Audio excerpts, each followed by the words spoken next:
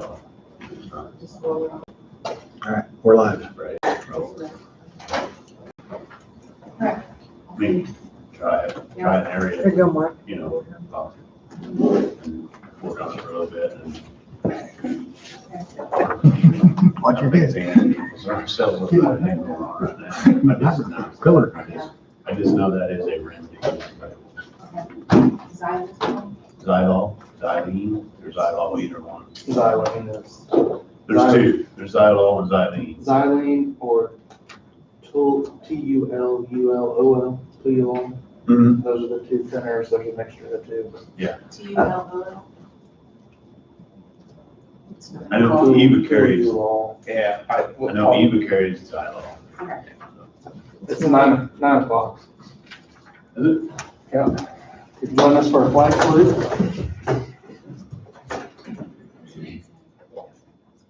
I pledge allegiance to the flag of the United States of America and to the republic for which it stands, one nation, under God, indivisible, with liberty and justice for all.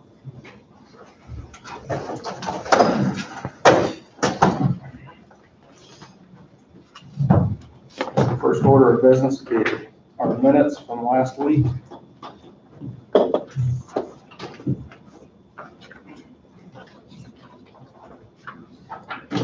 I move.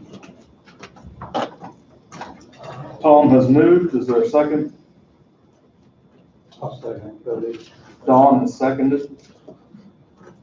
All in favor, say aye. Aye. Opposed, same sign. Motion carries 5-0. Our consent agenda. Move, authorize, and direct the chairman to sign one tax abatement to the county tax roll in the amount of $466.42. I'll move. Bob has moved. Second.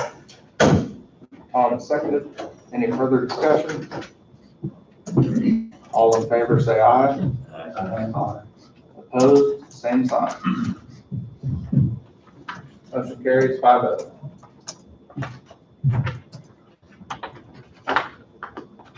Miscellaneous motions. Move to approve the proclamation proclaiming April 2020 as the Fair Housing Month.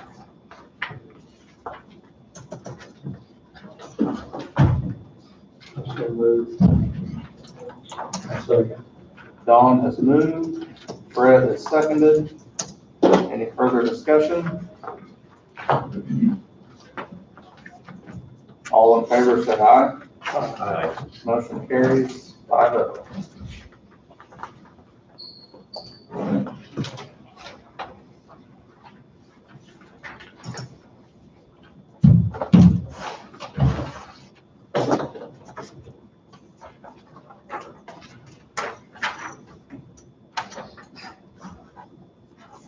Is Doug coming in this morning?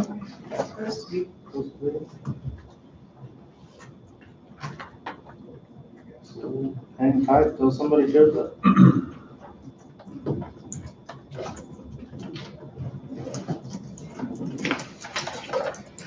Proclamation, Don.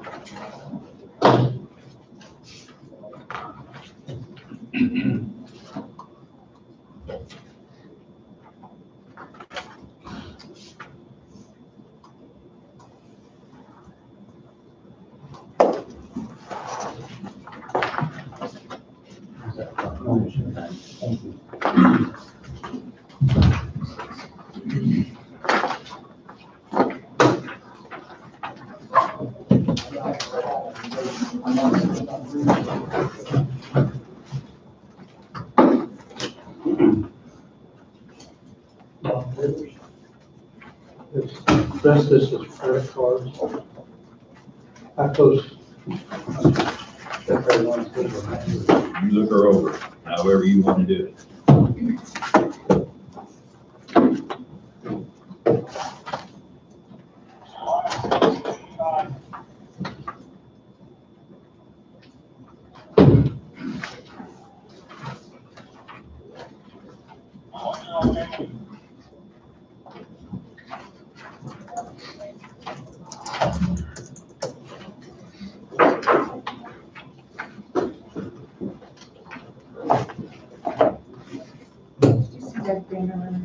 I have not.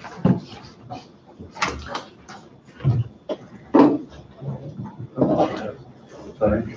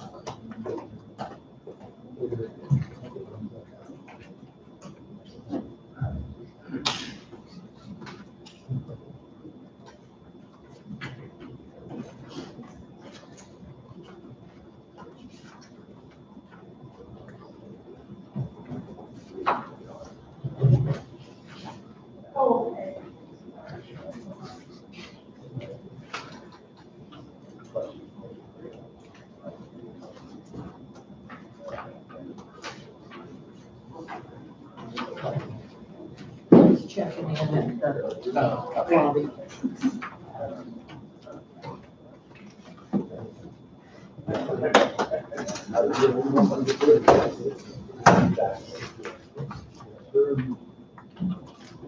Cody, do you know, are most of these Wayne's bids, like 204C, are those for each one of those for the bridge?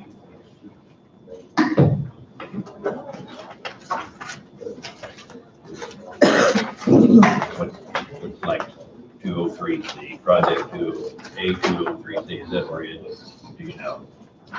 I'm guessing there's so many of them, that's probably what they're for. There's 6 bridges. I didn't have anything to check it. 203C is hot mix asphalt. Right, but so is 204C, hot mix asphalt, but is it for each bridge You come on up project? here, Doug. Well, if I knew, we'll have to talk, Wayne. Broken down. I'll let Wayne. Good morning. Good morning. Morning. Doug, Hey, sorry, I would have sprinted, but I think I've only got one good sprint left in me. So I wasn't sure this morning. Save it for when you need it. Yeah, that's, you know. So Brad texted me, said they're waiting on you. So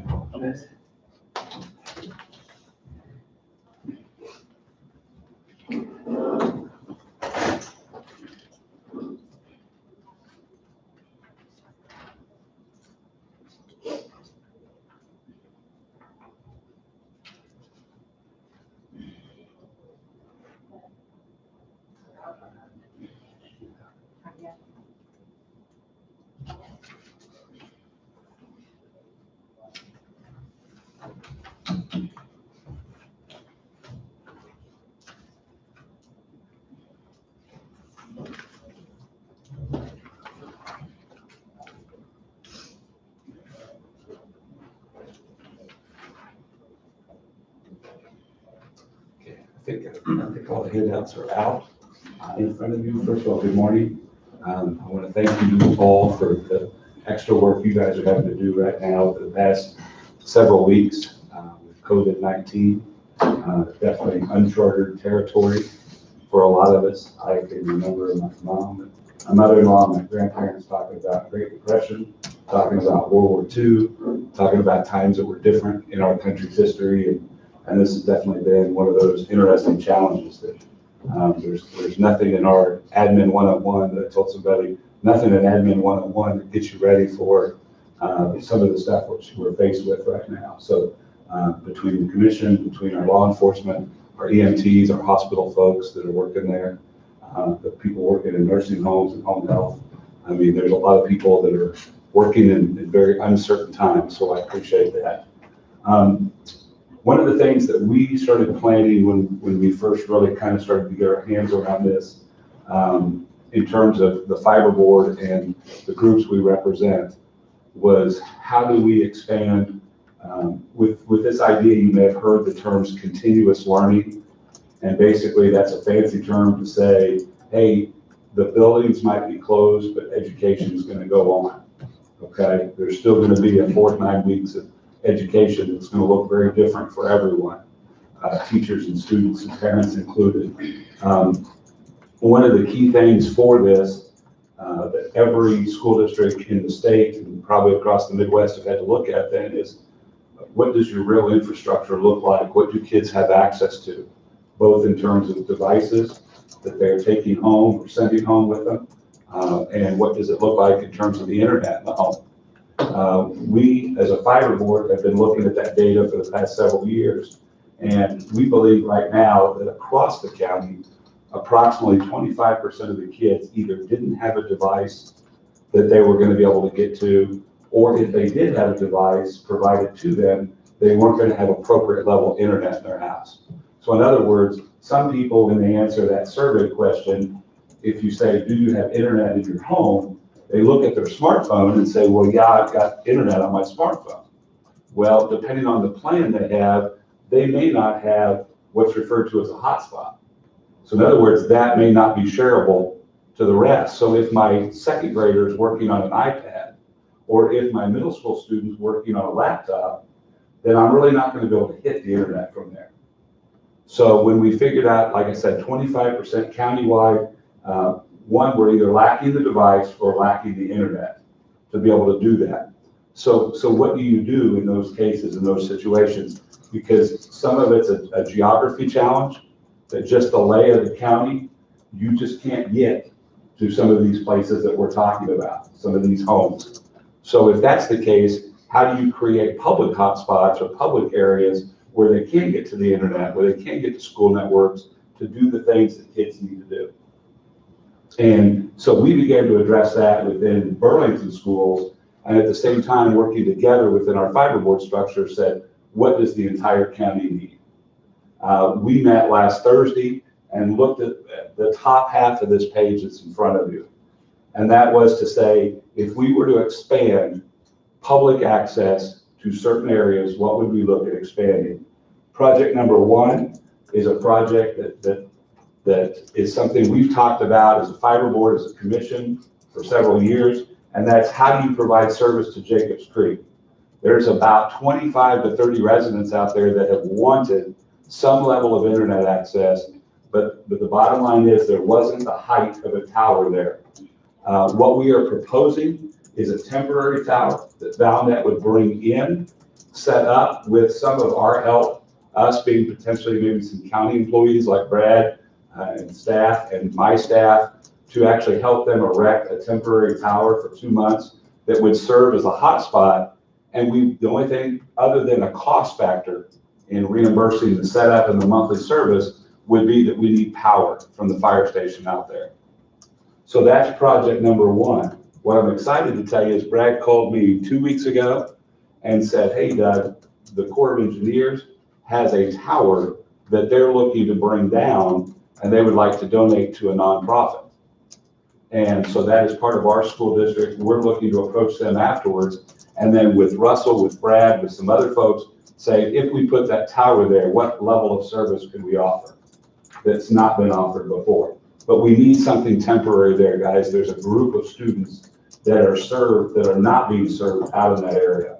Project number 2 is the Gridley Park and Community Building, working in partnership with the Coffee Health System and working with the library.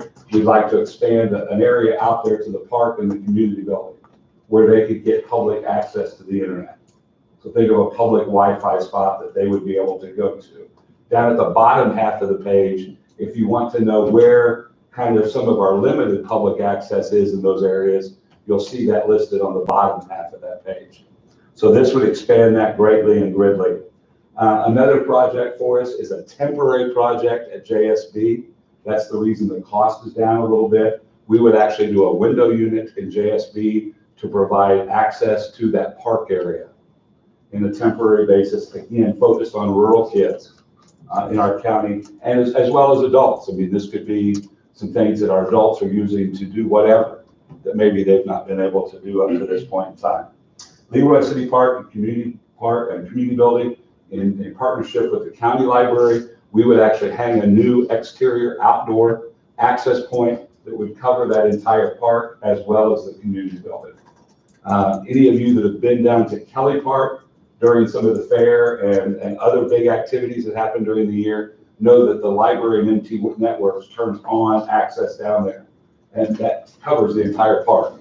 You were there this summer for the 4-H project as well as everything else. I mean, literally the entire park lights up as a hot spot. We would envision the same thing with this Gridley and this Leroy City Park from that standpoint. Project 5 would focus on the Waverly Park north of Sunset Manor. I know it's kind of a park, kind of more just a large grass area. Service-wise, we struggle a little bit there, but there's a lady by the name of Karen McKenzie who owns the convenience store there on 31 and Main Street. Doug Piper from the school has already approached Karen, and she would love for us to hang a hotspot there that would serve that park to the east, and it doesn't take up any of her bandwidth. We would just be sharing the same fiber that's already there to create a spot that we haven't had before, okay? And then the last one is to expand the library's public pipe for 3 months, which would be the months of April, May, and June. Right now they have 100 meg pipe. We would propose to take that up to 250 meg during our COVID situation, which would get us to the end of June and should get us to a point where we have a real good idea of what we're facing second fall semester. Because guys, we're being told educationally to start to look at what the fall may potentially look like for schools. Yes. On expanding the service there for good libraries, are you seeing any backup upstream? Not right now. Not from our spots that we have. We're not seeing anything yet, but we're worried that if we bring these 5 large areas into play, right now that 100 meg pipe is probably going to get taxed. I just say that because I know Friday evening, outside of Waverly Library, that was one, I don't think anybody else was there using it, but 2, it was extremely slow at the time. Yeah. And didn't know if either on our end or in our county, or if it's further upstream between here and Williamsburg or there.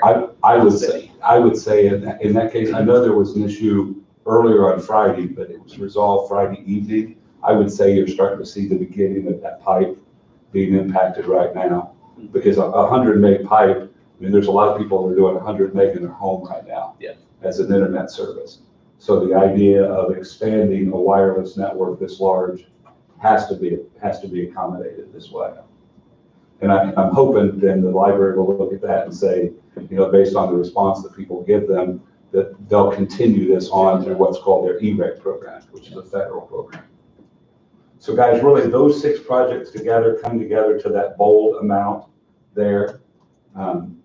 So that 3,620, and today representing the fiber board of directors that work on your behalf, Fred is a member of, we would like to recommend this as an infrastructure proposal, much like we took a look at the Leroy and Gridley fire stations when we brought them onto the network just a little over a year ago. We've asked if you could support that that would really do a lot for our rural kids, as well as to help the outlying 2 districts as well. And it does help Burlington as well. The Jacobs Creek Tower is a project, like I said, we've been battling for a long time. I'm not saying I'm opposed to it, I just have a couple of questions. Absolutely. When we do this now, is there gonna be a monthly fee on top of this No, for each one of these projects? no. Each project that comes with any additional fee, for example, the Jacobs Creek Tower, there's $100 a month fee with that one, the lease on that tower, and they're gonna come back up about every 3 weeks. There are 4 guide wires with that tower, because it's not a 150-foot tower, it's about 75 foot, and you've got to come back and check and make sure that tower has not shifted one way or the other due to weather and so forth. So that comes with a monthly fee, Bob. The only other one that comes with a monthly fee is project number 6, those 3 months of service. But we lay that right out there as to what those monthly fees are. And then, as I referenced right at the end, we hope that the library will consider going ahead and expanding their pipe in what's called the E-rate window. It's a federal, when you pay Universal Service Fund on your cell phone, your landlines, that money is granted back to schools and libraries every year. We're hoping the library will expand just naturally from July 1st on until June 30th next year. So we're hoping that'll grow. That won't be for the commission to have to take care of. So only 2 items, project 1 and project 6, have any monthly fees, and the project fees have been included in here. Okay. My next question is, and it's just information so everybody will know, is since this is serve our students and residents, is the school putting anything into this, or are they asking the county for the whole issue? Well, if you take a look right now, already, for example, Burlington 244 has put in over $4,000 in hotspots right now to cover the entire west parking lot of the high school. Before, we just covered the front, and our new elementary school addition has been 244s from that standpoint. Leroy and Ridley, you'll see the spots that they have, as well as Lebo Waverly. So they've already turned up, and they have certain parking areas, certain things that are covered, but they're not large areas right now from that standpoint. And so what we tried to address is we tried to look at what can get us larger areas. I'm working with Doug Piper right now on turning up a couple of his access points to have better coverage to the Lebo Park, which is just to the east of the buildings there. So the answer is yes, you're asking the county for all of it. I'm asking them for everything up there. Okay. Burlington 244, Bob, already put in. Okay, I understand that. I'm just asking about this little deal right Right, and the districts have already paid, and the library has already paid for all of those check marks that are there. So we're asking for your support in those 6 additional projects. Is that DSB, is that going to stay there forever, or is that just No, that is temporary only. for how long? For what we anticipate will be 2 months, but Bob, I mean, I can't tell you that that we won't be addressing that again if all of a sudden we find out that we're in some weird spot where we're not starting class, we're starting school the same way. If we were to start school in August the same way that we're finishing school, then I may be coming back to Brad, to you all, to say, hey, can we leave that spot there for another X? Okay, Okay, you answered the questions. you bet, absolutely. I know I have one question. Yeah. And I come prepared.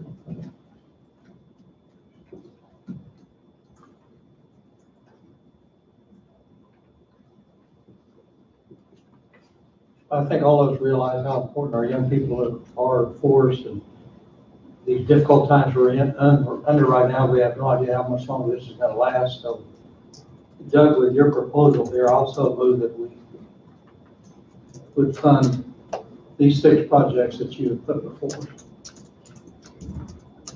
I'll second. Working on the motion here.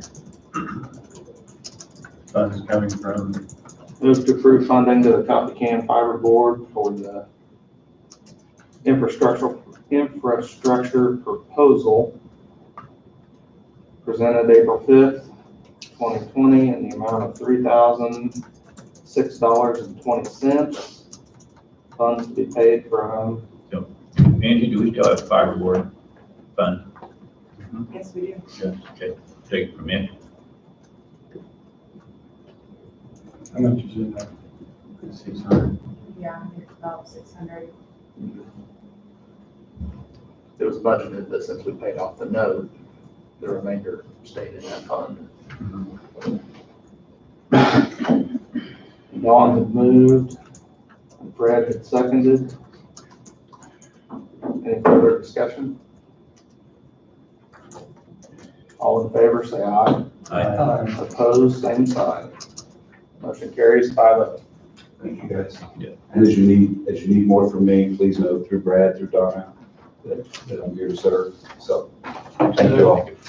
Okay. Stay safe.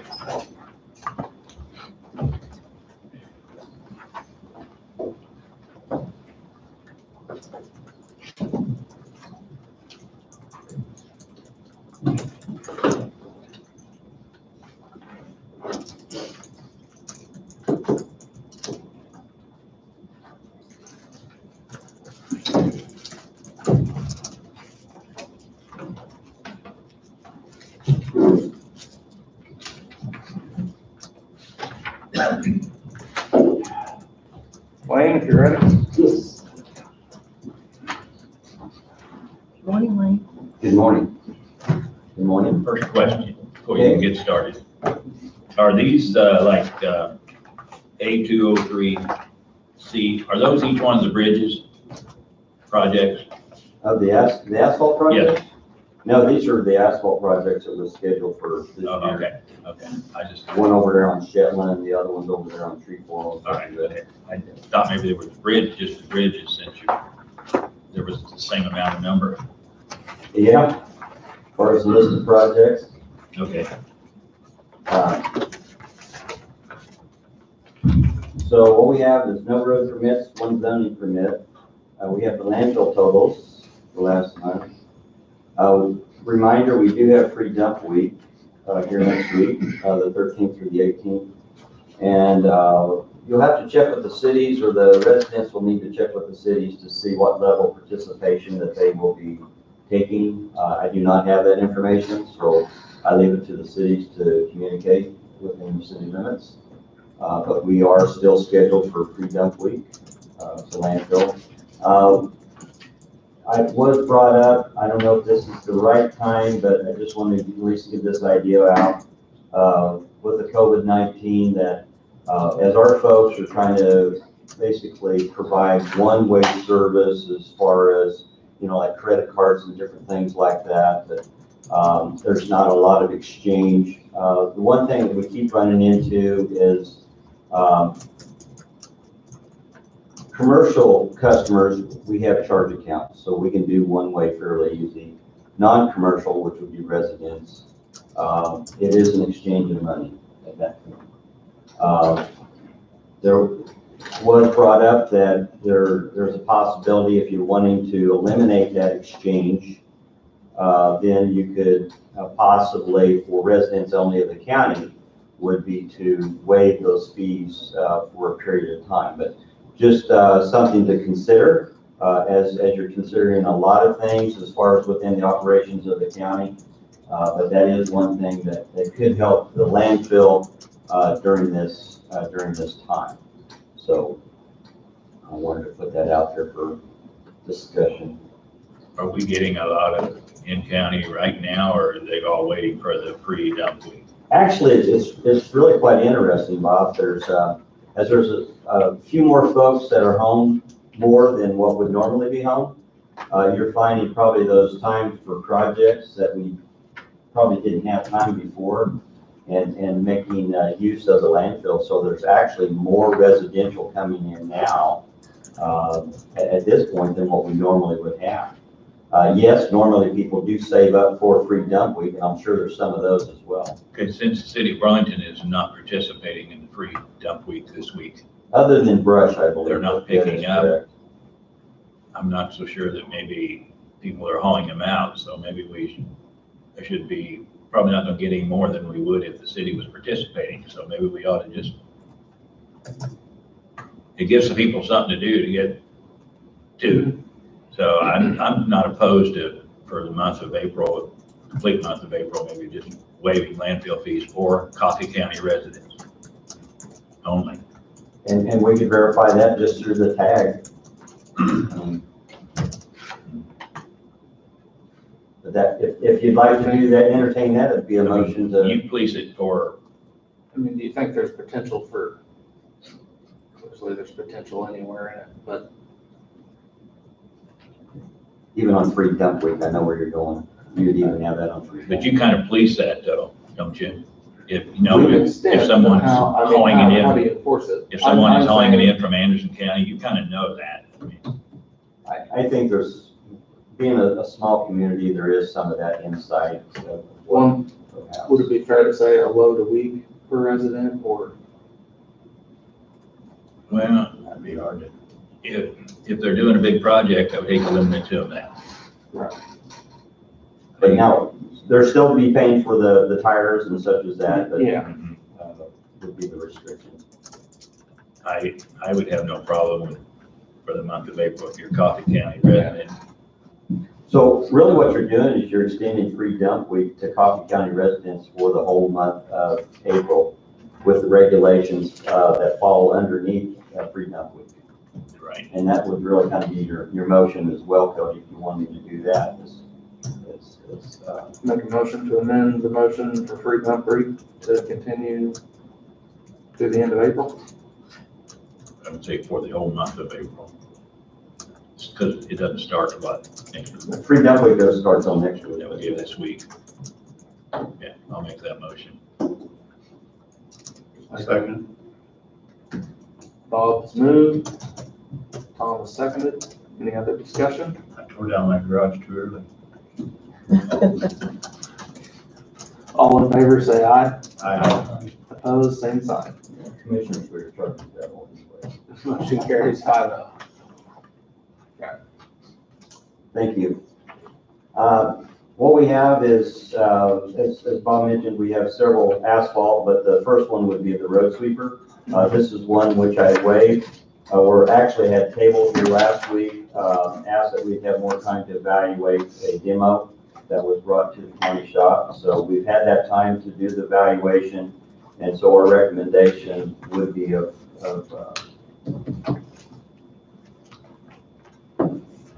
the Broyce sweeper with the bullet. Did you check to see if any of the cities in the county were in need of one or would have been interested? Or What we have is, as far as where that goes, as far as the new sweeper, we are to, actually, your first motion A requires us to publish it for disposal.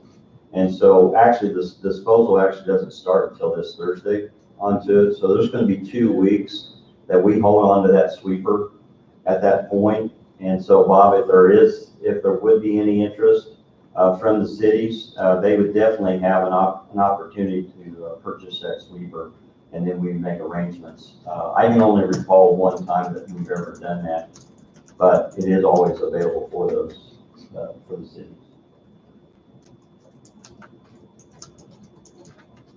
So we have motion 2020-19, 2 parts. The disposal part, based upon the recommendation of the county engineer and approval of the county attorney as to form, move to find that 2011 Superior Road Sweeper, VIN number 811324, is no longer required or cannot frequently be used for public purposes of Coffee County, and as such, should be disposed of by trade-in to the G.W. Van Keppel Company for $14,000. Notice of the board's intention to dispose of said property will be published on April 9th, 2020, and April 16th, 2020 in the official county newspaper. Also have the second part. Or do you want to- this first part, somehow I would like to amend that, because if we pass it as said, then we can't offer it to the cities. And yes, I understand that.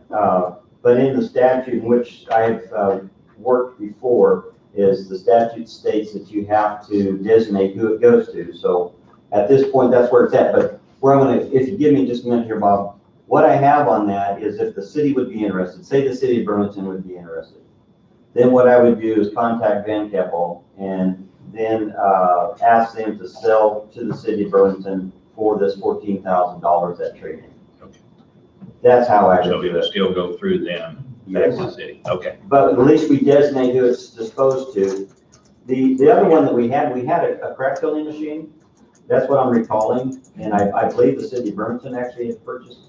I may be wrong, but I'm recalling at least one piece of equipment that we've done this before, Okay. where the city had asked for it. As long as there's a way that if they do want it, they can get it without having to pay an outrageous added on price. Yeah, that would be the price. I mean, that's the price. The Van Keppel would not be out any money at that point. It would be just who picks it up, that sort of thing. So at this time, we had not had, as I say, we had not a lot of requests for them. But if it did, I would not believe this would be very complicated. Okay. So, So is there a motion for the disposal of the old sweeper? Second. Tom has moved, Don has seconded, all in favor, opposed, same sign. Motion carries 5-0. Second part of that motion, 2020-19B, based upon recommendation of the county engineer, move to accept the bid from GW Van Keppel for one 2020 gross RJT 350 road sweeper with a blade, and the best bid in the amount of $57,950, less the trade-in value of $14,000, and the total amount of $43,950, funds to be paid in the general fund, public works equipment line item.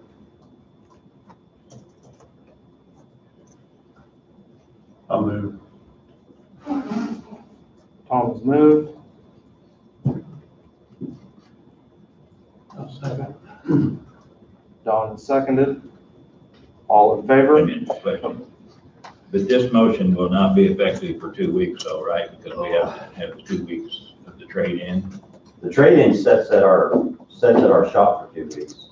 That is correct. Right, I mean, The motion though is, say for example, he does not get the trade, say he does not get the trade-in, then we basically, the amount would change, but I'd come back and let you know, and we would change all of that if we had to. Well, what I'm saying is there's a reason that we give the 2-week notice, and maybe Wade can answer it a little better. Okay. Is because I don't know how, if somebody protests or certain things happen, it doesn't take place. That's correct. So the second motion will not take place at least for 2 weeks. The check that I write them out for the balance to which this motion allows does not take place for 2 weeks. Right. Okay, that's exactly The right. check. Yes. Yes, sir.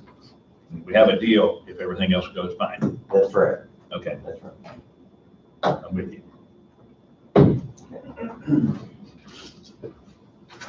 All in favor?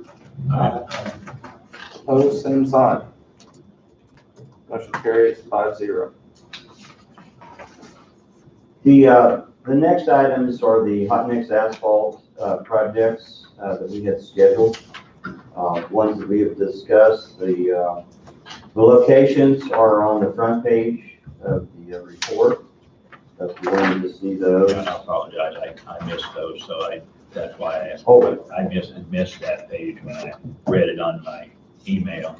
I just read the motions and didn't put the two together, so Okay. I'm okay. So with that, the locations are there. And so each one of them, at this point, actually, we're gonna have one contractor. It makes it a little easier that way. Kilo was the low bid on each one of those projects. And if you total it up, you're looking at $989,319.40. We had budgeted 1.5 for the asphalt for this year. So I'd be available to answer any questions you may have. Did you eliminate the spray paver then? Yes, sir. Yeah, no spray paper on these.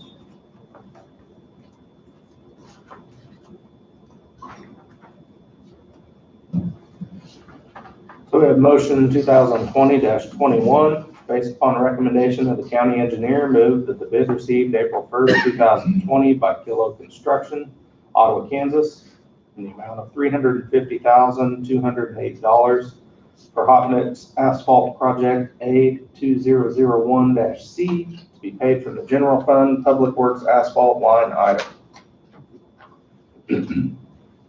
So move. Tom has moved. I'll second. Brad has seconded. All in favor? Aye. Opposed, same sign. Motion carries 5-0. Motion 2020-22, based upon the recommendation of the county engineer, move that the bid received April 1st, 2020 by Kilo Construction, Ottawa, Kansas, in the amount of $358,997.40 for hot mix asphalt project A2002-C to be paid from the general fund, Public Works asphalt line item. I'll move. Bob has moved. Second. Go ahead. Second. Don has seconded. All in favor? Aye. Opposed, same sign. Motion carries 5-0. Motion 2020-23, based upon the recommendation of the county engineer, move that the bid received April 1st, 2020 by Kilo Construction of Ottawa, Kansas, in the amount of $251,230 for hot mix asphalt project A2003-C to be paid from the general fund, Public Works asphalt line item. I'll move. Tom has moved. I'll second. Fred has seconded. All in favor? Aye. Aye. Opposed, same sign. Motion carries 5-0. Motion 2020-24, based upon the recommendation of the county engineer, move the bid received April 1st, 2020 by Kilo Construction of Ottawa, Kansas, in the amount of $13,836 for hot mix asphalt project A2004-C to be paid from the general fund, Public Works asphalt line item. Also move. Don has moved. Second. Tom has seconded. All in favor? Aye. Aye. Opposed, same sign. Motion carries 5-0. Motion 2020-25, based upon the recommendation of the county engineer, move that the bid received April 1st, 2020 by Kilo Construction of Ottawa, Kansas, in the amount of $15,048 for hot mix asphalt project A2005-C to be paid from the general fund, Public Works asphalt line item. I'll move. Fred has moved. Second. Don is second. All in favor? Aye. Opposed, same sign. Motion carries 5-0. Thank you. The next one I have is filter rock that we're going to be using for the landfill. This is the material that we place over the liner just prior to the 3 foot of selected material that's placed over that to go again and place the waste on top of the liner or the cell itself. So with that being said, the low bid is Harshman. This is to be delivered to the landfill and the price of $15.09 per ton for the filter rock. Horseman will deliver it for that. That was part of the bid. Yes, sir. Motion 2020-26, based upon the recommendation of the county engineer, move that the bid received April 1st, 2020 by Harshman Construction of Cedar Point, Kansas, for the unit price of $15.09 per ton for approximately 15,000 tons of filter rock that would pass a 3-inch screen and be retained on a 1-inch screen as needed for the construction of Coffee County Landfill Cell Number 4, Project LF 2001-C, for a total of $226,350. Funds to be paid from the Capital Improvement Reserve Fund.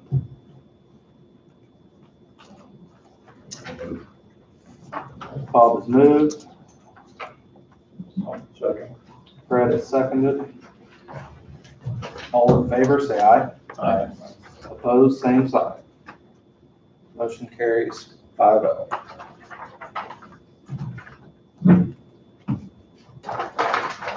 As the construction zone is going around, we were called out here last Friday. Some unexpected icing occurred on some bridges. We also assisted KDOT on the North River Bridge on 75 and the curve just south of New Strong. And we also treated the overpass on Old Highway 50, and then from the overpass on Old Highway 50, continuing west of the county line, we found icing there as well. The rest of the roads were not iced at that point, so no other treatment was required. So that was all taken care of Friday morning. We've had guardrail as we're looking through the construction zone for this week. Just to update a little bit from last week, the guardrail on the south side was placed. Actually, the old guardrail was removed and the new guardrail was put in place. They have a few things to do this week onto it, like tightening some bolts and different things like that. But, we are, according to construction zone this week, we are working on the north side. So we are removing the old guardrail on the north side, and we expect the contractor to be in as well on the north side. With this, it's a little ahead of our schedule, which is great. But what we're looking at is probably the following week, next week, would be we'd be looking at that expansion joint, possibly on that bridge. We have at this point already scheduled those lights, so that should work just fine for us. We have some crossroad pipes to place, entrance pipes as shown there on Assistant Fleet paving crew. We also had, there's multiple crews out there on the guardrail. We have a paving crew out there as well. We've also had the sign group out there. We are boom mowing, and we're doing normal blade maintenance and sign maintenance at this point. So that's construction zone.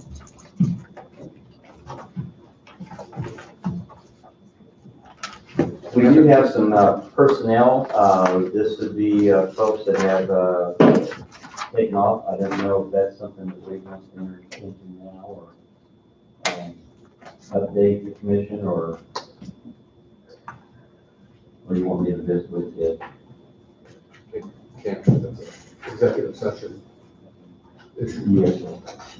So if you're wanting to, I don't know if we want to do that kind of at the tail end, if we have to, or if you want to do it now, how do you want to proceed? So we can do it now, recess upstairs. So you're wanting a motion for commission to recess into executive session to protect privacy rights of non-elected personnel to discuss a non-elected personnel issue.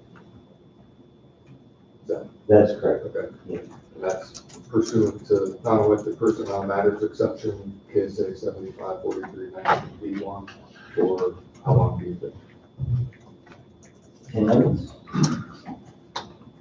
That way we don't take too much time. Commissioner, myself, and yourself? Yes, sir. Will that allow enough time to go and come back in that 10 minutes and discuss?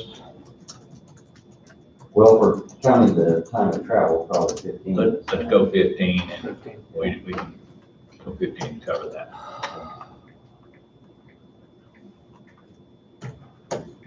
I know Lindsay's behind us. If you're wanting to wait, I can. No, we're, Wait on let's mine. take care of it. Yeah. As we go. Lindsay, Let's get her done. Lindsay's not here yet. That's how she looks. She doesn't see her. I'm letting you know you're going in. I'll make that motion. Okay, Bob has moved. Tom has seconded. All in favor? Opposed, same sign. Going for 15 minutes at 9:51 to return here. 9:51. I got 9:50. So we take a break and then come back? Probably. Okay, so I'll tell them to be about 25 minutes. Right?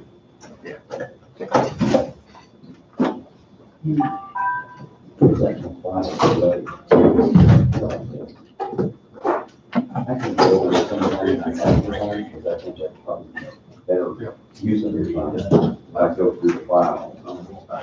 Okay. Between the five colons, or is long term. Okay. For county-wide hotspots and internet, et cetera. The reason I asked is because with the new radio project and stuff, we're looking at MDTs to put in the patrol units. It requires connectivity. Yeah, that's. And I don't know how that, I don't know how one. No, relies on we the- didn't. I'm not a We had computer something person. else going on, but I heard it was pretty cool. We were. They're back. It's still searching. Yeah, exactly. That's the problem. Somebody, Right. you know, I think Lori got it on Facebook Live. It's still up That's to pretty cool. NP or Valnet. The individual carriers. Carriers to do that, you know, where we're not. Right, and that's what the MDTs rely on at this point, from what at least what I understand. It relies on a carrier. Because of like the highway patrol, they use like an air card type thing for theirs, and I don't know how they do it exactly. I'm trying to learn as we go. But I just didn't know if maybe the two work together or if they're more standalone and because they need different things.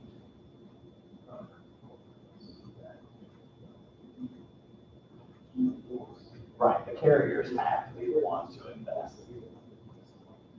That's Verizon invest a little further down south, east or southwest. I guess it drives me crazy. My, this.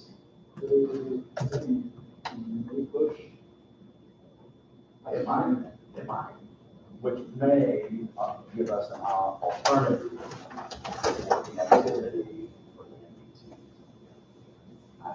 I pray. It would be nice to be able to use them to the full, full capability.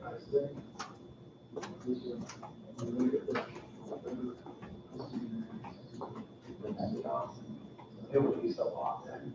I think it's an investment that would be well spent by this county. I think it would. Everybody benefits. Every community in all aspects benefit. Everybody.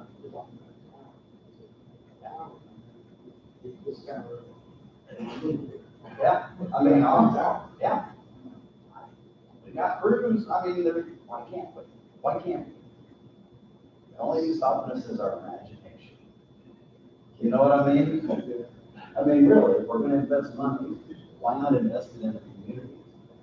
It may be the game changer for Gridley to survive as a town and as a school. You know what I mean? It could be a game changer. I think this county owes it to these communities to try to help them survive. And if it's a game changer, because that's what people don't want to move the rural can, I don't have all the things. Technology is one of the highest things that people want. They want it because they can work from home that way and stuff. Well, why can't we put that into our communities? I know, but is that not, to me, that's a wise investment. I think it's a wise investment for our community. Yeah.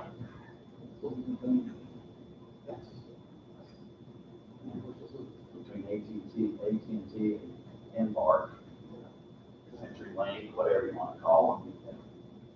I want to just punch them in the nose. All right, I'm go upstairs here.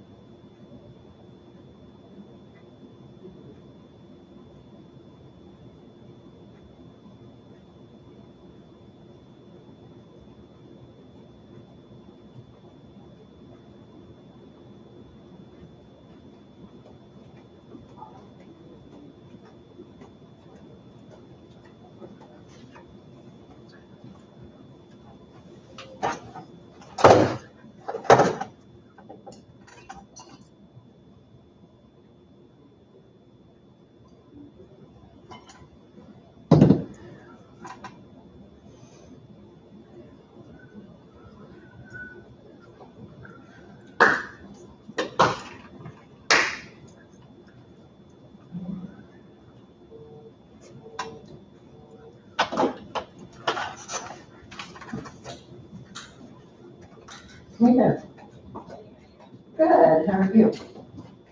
Good. Uh-huh.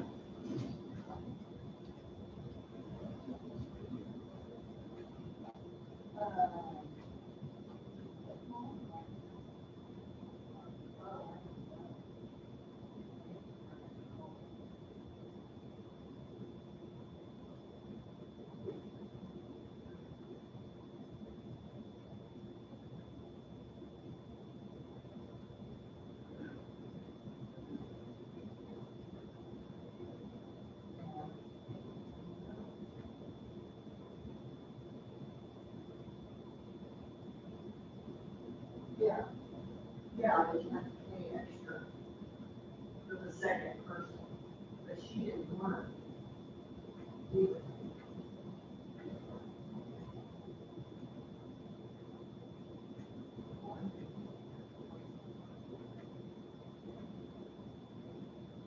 Yeah, yeah, well, I just called, talked to Janet, or not Sally. Okay, yeah, I'm gonna be in a meeting. They're on break. Oh, yeah, yeah, yeah, yeah. Okay, that sounds good. Okay. We'll be in, bye.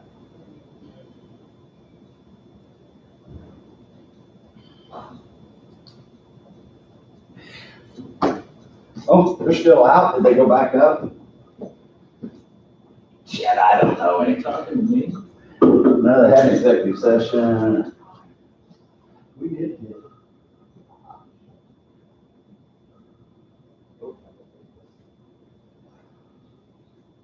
Hello.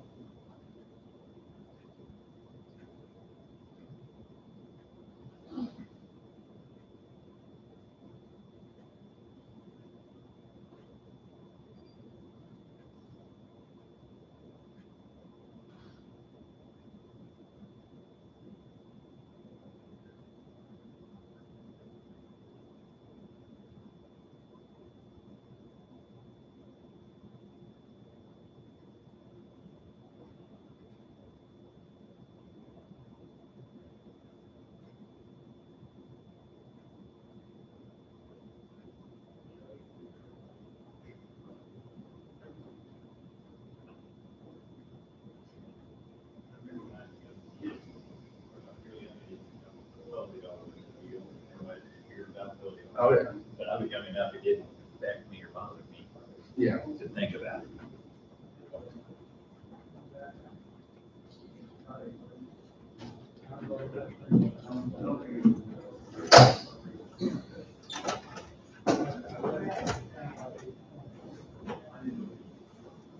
Didn't, I'm young enough. I'm old enough. We might consider moving this up a little further, having people, suggestions that will come up, announce their name, because if you watch the video, I just happen to see it. Can't see them. You can only see the column. If they announce their name or slide it up a little further, that way. Probably was it. Yeah, up and over just a little way.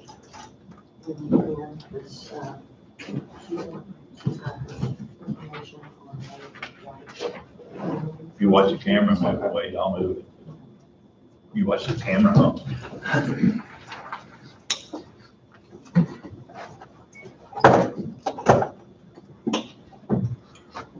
I think that way somebody watching can see who's speaking. That's probably good.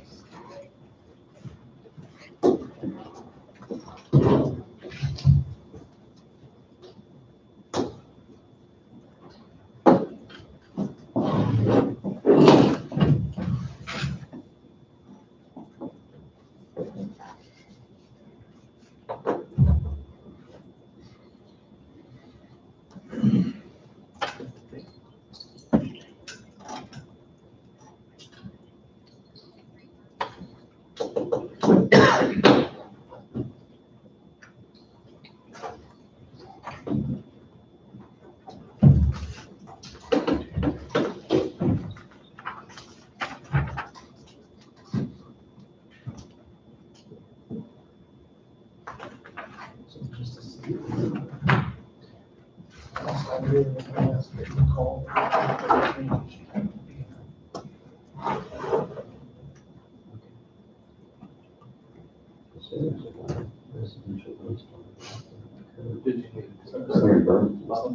fine for right now.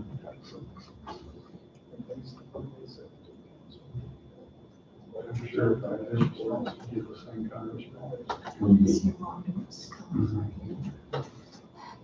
Yeah, Lindsay should be here. Yeah. Yeah. I'm not going How long does Rhonda need? Yeah. So, everything going right now? Rhonda's gonna come down. She wants to update us on the flight training scholarships. Shouldn't take but a couple minutes. Lindsay should be here in 10 minutes.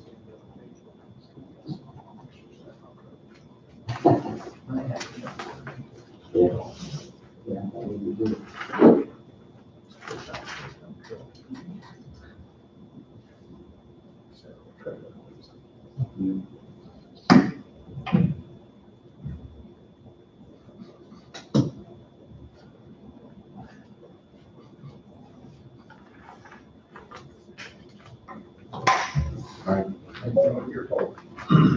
I seen the story on there, I was like, is there any further? Wait a minute.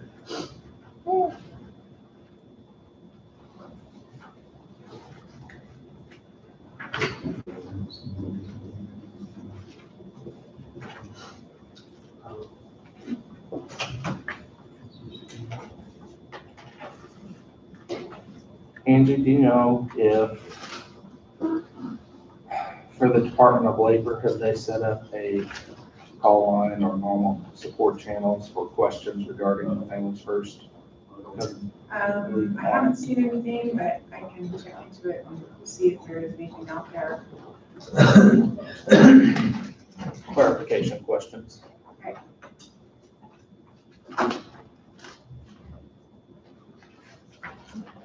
Usually we get them.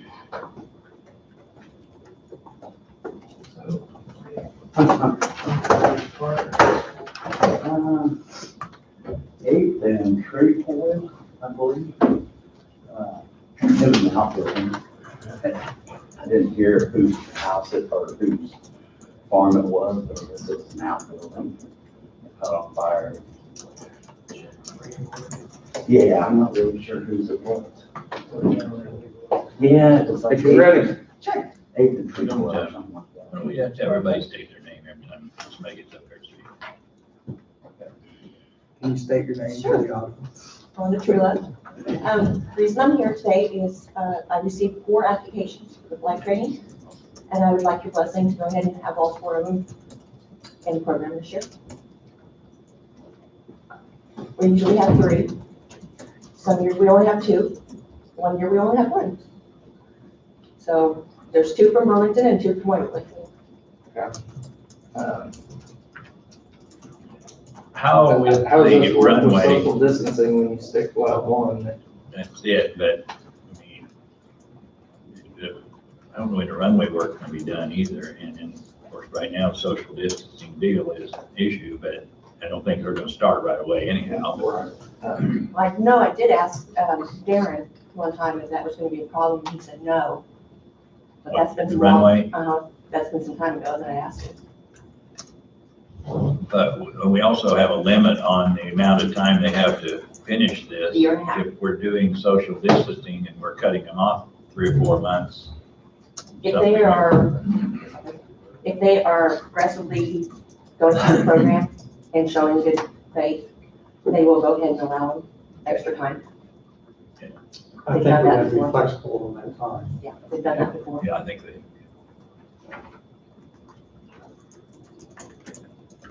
So, thumbs up, thumbs down. I'm okay with it. Oh, do we have a list of them? They're in my office. Well, I'd kind of like to see a list of them, just to, Two from Waverly and 2 from. I'd like to see who they are, just to. I'm Were you okay then? not opposed to them. I'm okay with them, Okay. but I would, Stop by. um, I have them on the door. okay. I'm just curious who they are. Okay. Thank you. Thanks, Rhonda.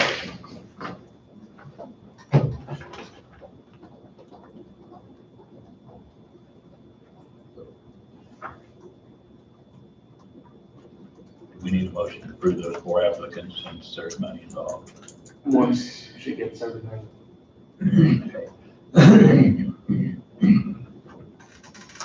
I really used to be able to have your Probably not. ceremony in the lobby. Probably shouldn't. Unsocial. Then move to voting. Does Randy need that? Probably. But I don't Yeah, anything quick, Randy, or? I'm just wanting to find out direction from commission about Coffee County Lake and those employees that are out there, and what would you like me to do with them? We're actually here. Come up here so we can see you. Please. We are actually using some of them right now, aren't we? Here. No, we're not, because You're we not cut using- back on the screening people needed. And so we have been using them out the lake to do cleaning and repainting and, maintenance that kind of gets neglected during the busy times, but we're slowly running out of work. Did we use some of them here in the building? I can, I mean, haven't we? we have. We just had cut back just due to trying to protect them from illness. But, most of them do have a fair amount of sick and vacation time. I don't know if that's something, that was discussed previously. A few do not, 1 or 2 do not. I would think somebody wants to use vacation time, but use it. Obviously, if work's slow, that's Yeah. what it's there for. I know, and said it last time, other departments may have other work that needs done that they haven't been able to catch up on. I know Lindsay's probably still got documents to scan in or Right. something that is another option. I agree. If we can keep people Busy, then we should keep them employed busy. and keep them busy, and I agree. it's helping out other departments, I Okay. think we should. So that was my biggest question is, I can find, quote, keep busy work to keep busy. I just didn't know as far as the direction the commission wanted to take with the lake budget and wages and that sort of thing. Because we do always watch it really close, try to keep it down, and so didn't know what direction the commission wanted to go on that.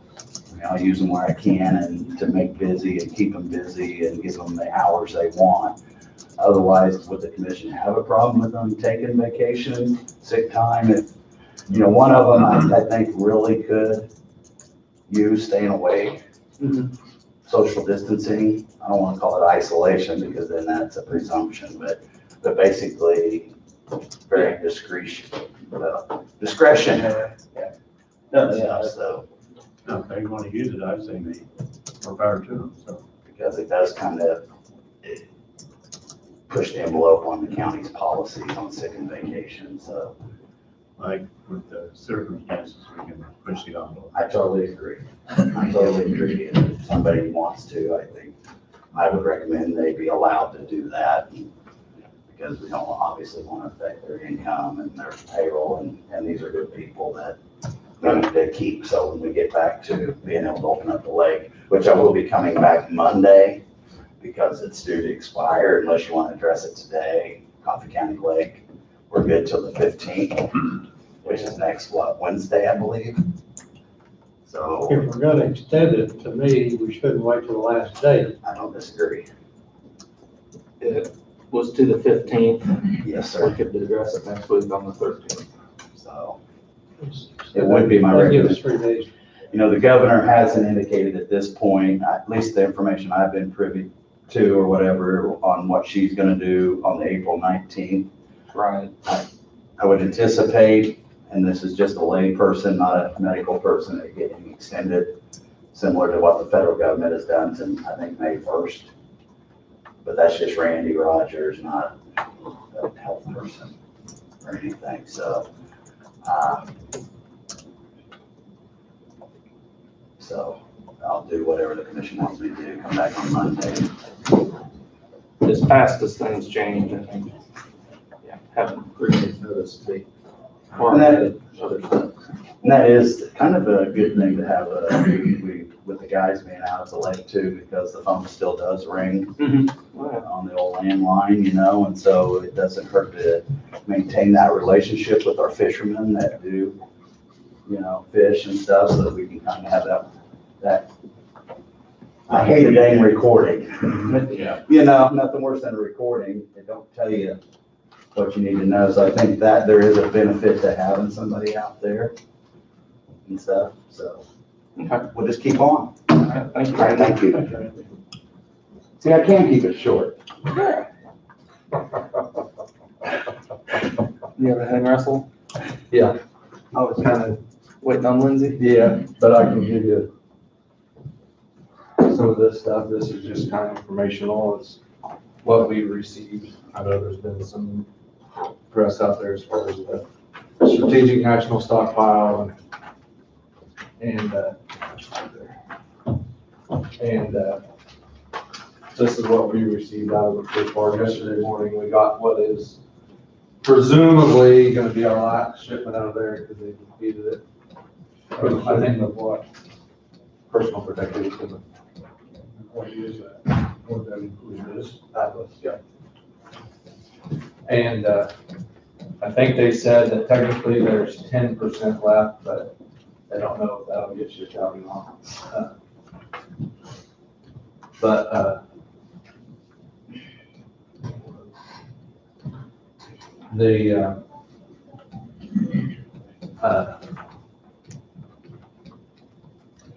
They still anticipate getting shipments from manufacturers. And when I say they, I'm talking about the state. So, but we don't know, you know, what's going to come in that way. I've encouraged the users, you know, the hospital, the nursing homes and anybody else to continue ordering from their suppliers. You know, our office hasn't tried to go out and order from suppliers because I figured why do we clog it up? I mean, if the hospital's ordering everywhere they can order from, and the nursing homes ordering everywhere they can order from, if they're gonna get it, they're gonna get it. Us add an order into the mix and potentially messing up their order isn't gonna do any good. We'll just keep putting in our request to the state, and they have their sources that they get it from, and as we get stuff, we'll get it in and distribute it best we can. So as stuff comes in, we just divide it evenly between, or I shouldn't say evenly.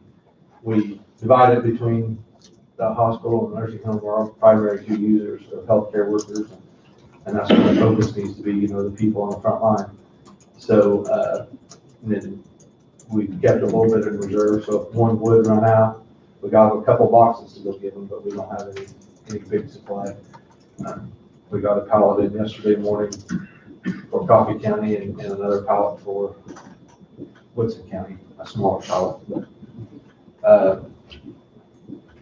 don't know if anybody have any particular questions on that in particular. In addition to nursing homes and hospitals, if you have a little bit of stuff that you could spare, I would suggest you make it available to the funeral homes. Okay. Because they're as high risk as anybody. Okay. I don't know. I mean, give them what you can. And make it available as what you can make available.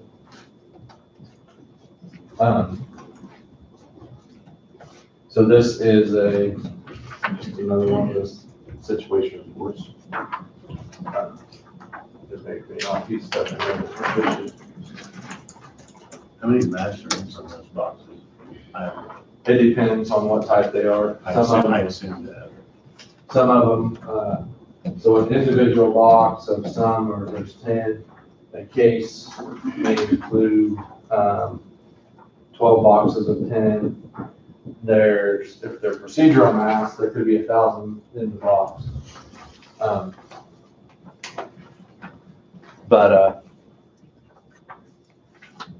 I was just I curious. think there's another one if you want it. It's, so it varies greatly. The gowns, there's like 32 a box, and as you can see, we only got, I think, three boxes total, so we only got 90 gowns, and the last burn rate that the hospital had, they said their use was over a couple hundred a day. So, we have the hospital has the Tyvek suits. I think Wolf Creek brought in like 4,000 of those. They aren't their preferred garment to wear, but That's so once they're out of the gowns, they're not gonna have a lot of choice.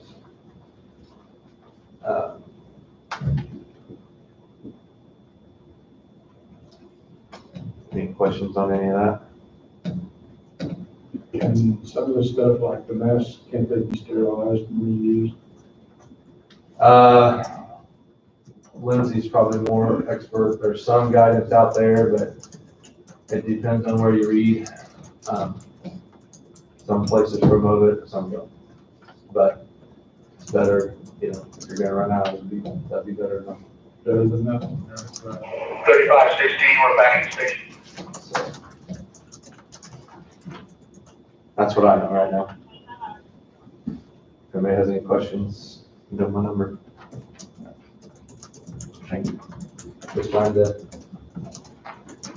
support Lindsay as much as we can. Thank you, appreciate that. Ready for me? Yep, Lindsay. Okay. So over the weekend, we had, I believe, 7 cases added to our list. So Coffee County is up to 28 for specifically to Coffee County residents. The number associated with life care is 39. We do have one more positive to report that we got this morning, and this is a fairly old case. It's actually already beyond 14 days from the original situation. So it's being investigated right now as we speak. But it is, I cannot speak to whether it is or not associated with life care. Is it part of the 28 or 20? No, this is a brand new, hot off the press, now new, 29. So again, we're working that right now, so I can't really give you much more of a status update on that. So, we do involve now, with Life Care Center, we are involved with Woodson, Osage, Lyon, Greenwood, and Franklin counties, all involved due to staffing. I'm working in those counties and testing positive. We're still working long hours, several hours through the weekends and evenings. Our test results tend to come in more towards the 3 to 5 p.m. time frame. So if those do occur in a person who does not reside in life care, we come in and get those done. So lots of long hours, lots of phone calls, and the office has been amazing. Everyone's working well as a team. We're working very well with our partners, our partnering organizations. We're in contact multiple times a day with Life Care Center and our hospital here, arranging testing, checking patient status. It's ongoing. Today marks the day that we are 2 weeks exactly from our first respiratory symptom. So if you guys have been paying much attention at all, it takes 2 weeks to incubate the virus. It can take up to 2 weeks to incubate the virus, and so it's likely that our numbers will still continue to increase. It's very likely. So I wouldn't be surprised. I won't be surprised if that happens. Everyone's doing everything they can, but in a virus that takes 2 weeks to incubate, it's just part of it. So I do want to reiterate though that this is not the measles. There are two very different things. Measles is a disease that just because I'm in the same room with you, I can infect you. It takes no contact. You can come in the room 3 hours after I'm here and you can get measles. This is not like that at all. And people have that perception. That's not the case. It literally takes 10 minutes. It takes being in intimate space. So everyone's stressing about exchanging of goods and items. But realistically, if you just wash your hands or don't touch your face until your hands are clean, odds aren't there. It takes a lot of time. If this were measles, we'd be having a different conversation. So it's not the measles. I just cannot be clear enough about that. I don't know how else to explain to people. This takes some contact. It takes time and it takes contact. Again, I will not ever recommend that we provide surgical procedural masks to staff. They need to be safe for healthcare workers right now. I can only think of really 3 departments or 3 areas of this building that would require them, and that's mine if we're doing direct patient care, which we're not right now. The jail, who sometimes does have to get up in people's space, or officers who obviously are first responders and might have to provide care that way. So other than that, I don't think that providing surgical masks from our supply makes a lot of sense. If they want to wear a homemade one, KDHE is saying if that makes you feel better, wear a homemade one. Go for it. But it's, again, the research shows that some people that wear a mask are more likely to touch their face. So it doesn't always reduce risk. Any questions for me? No. How are you doing? Stressed. I'll bet. I'm getting very grumpy. Getting very grumpy. We put out the information and then people argue it or question it or don't trust it, don't believe it. So it's hard. It's very hard. Day after day, call after call. That's a human nature of people, though. It's sad. It's hard for them to think positive. Yeah. Negative is in their mind. In this situation, it's even snowball. Yeah. I mean, it's even happened to me here. How do you really offset that? It's hard. It's even happened to me in here when I am asked a question, I'm asked for my opinion, I'm asked for guidance, and then I've argued it or it's disregarded. I mean, it happens here even. So when my own colleagues don't respect what I'm saying, it's just difficult. Best way to turn TV off. Yeah. And granted, people are scared, and we get that. But I do want to report, this is hot off the press. We have 2 people who have recovered. 2 people who are recovered, who had positive testing, they're recovered and back at it. So that's amazing. That's good news. So I'm happy to report that today. So I should have led with that.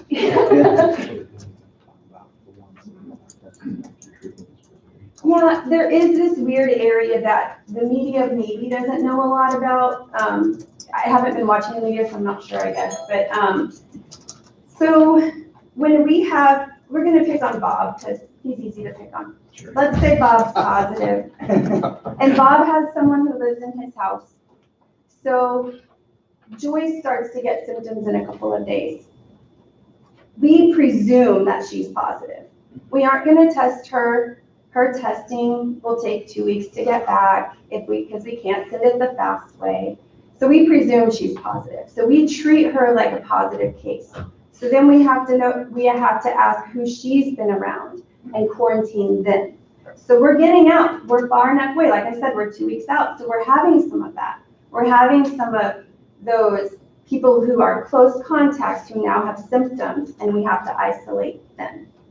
So you might start hearing the word presumptive positive, presumed positive. We are dealing with those, and Dr. Shell says we treat them just as though they're a case, exact same way. So we're doing that. And some of them we are able to test if they meet that very strict KDHE criteria that gets the test back in a day or 2.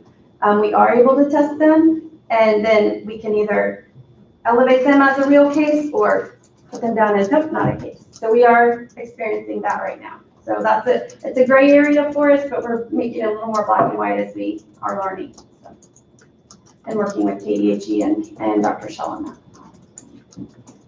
Just so the public know, you might want to clarify. Yeah, and Bob, not that I know of, does Bob have COVID-19? Or Joyce, for that matter. Thank you. But you're Bob, so we can pick on you. That's okay.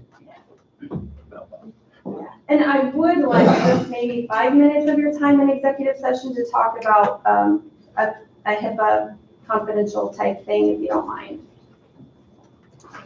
Make it 10, because we have to travel. We'll make it 10, Oh, because we need to go to okay. the, and Wade, I'll wait in it.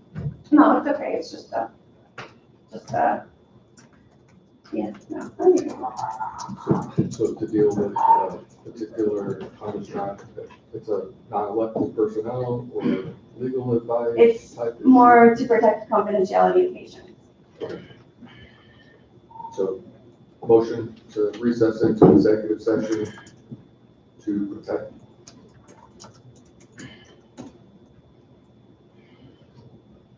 I guess it's not non-elected personnel, is it? It's not specific to anything. Okay, Lindsay, can we have Wade in it to keep us on track? I guess, I mean, it's not really necessary, but yeah. Okay. Yeah, I think probably it's not dealing with non-elected personnel, so it's a legal issue, right, for the commission. I'm just trying to figure out what. It's to protect patient confidentiality. So as the Board of Health, I can talk with them about more specific things I'd like for Okay. them to know Do about. we need to go into Board of Health before we do this executive session and go in as Board of Health? Do it as the same motion. I mean, it's just, To reconvene with the Board of Public Health, Right, and to enter an executive Right. session. right, because that gives us the authority for more confidential information. I was just trying to figure out what exception going on. I'll make that motion, whatever it is, for 10 minutes gonna be enough to travel from here to there and take care of what you want to do. Okay, So we'll recess as the Board of County Commissioners. Reconvene as Board of Health. Board of Public, or let's see. if- Board of Health. Board of Health. And enter into executive session with Lindsay and Wade for 10 minutes. To return here. With health nurse and counselor, For legal advice. for legal advice. Bob has moved. Second. Allen seconded. All in favor? Aye. Opposed, same sign. We'll go in for 10 minutes at 10:37. Sorry, guys.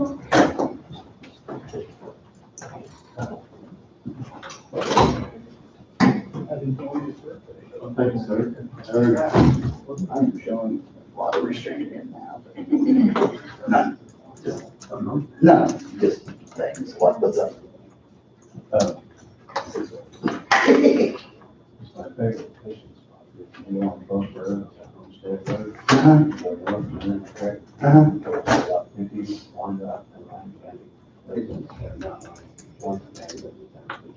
Okay. Okay. I'll deal with it. There won't be once we find them. No, I mean, it was down here yesterday, about 20 of them, and it's all on that, like this. 12 in Homestead. And then north to where it runs into the, yeah, I know what you're talking about. Just somewhere, Huh? just somewhere, you may have a family come Right. down, but if they're.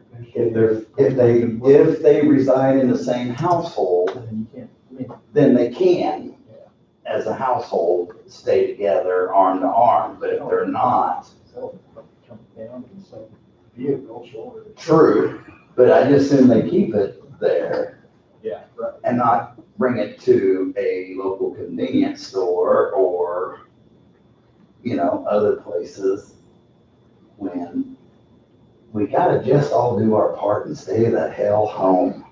I heard Missouri, they had closed the parks. Yes, and I can't believe, I'll just say it, the state of Kansas, I can't believe the state of Kansas hasn't shut down the state parks. Actually, we don't camp in this one. Yeah. I know, but I Are probably, people exercising social distancing? for the most part. And when Which is good. When we were there, I probably came in contact with less people than I would have, but I would have stayed home. Right. So. I was wondering how that was working and stuff. Some city and county parks have shut down. There was one site where there was cars. that came- Yeah, and that's the ones that you gotta shut down is, it's not you and your significant other that's camping, saying to yourself, it's that group of 30 people, all gathered around the bonfire drinking beer and stuff, that's That's what needs to get broke up, But for the most part, I mean, they're. but good. I mean, that's good that people are exercising the social distancing, and we are seeing it probably, I would say probably 90% of Coffee Countyans are doing a good job. 95% of Coffee County people are doing a great job. 5% just have the attitude. And those are the 5% that we're just gonna stay on. I'm not gonna ease up. We, over the weekend, Wade and I put together a written warning form. If you want to blatantly violate it, you're gonna get written. I'm not saying, we're not nitpicking, we're not gonna, people make mistakes, people do little things, but the blatant parties and things like that, they're gonna get written up. Because it's not fair to those that are doing the right thing that we ask of them and are doing the social distancing and being inconvenienced, and then for them to say to hell with it, and then they turn around and go back into the community. And that's how this thing just keeps spreading, is just disregarding the social distancing and the sanitizing and the hand washing. And Lindsay's right. People think that because we're in this room and you come back in 2 hours later, you're going to get it. You're not. But if we're standing here talking less than 6 feet and talking, back and forth, that's how you're going to get it. That's the reason we got to do the 6 foot, 10 minutes, 10 people. I would imagine we're seeing a decline in other illnesses. We talked about that too. I said, we're probably going to see everything else just doesn't seem as relevant or important now. You know what I mean? Like, I was supposed to go back to my hand doctor for my hand. Yeah. Well, it just doesn't seem quite as important right now, and he's not taking any appointments right now, unless it's necessary. Is it necessary? No, I can still move my hand. So, yeah, it's gonna be interesting to see my wife has had some health issues and had to stay home unrelated. And she can't she needs to go to a specialist. And unless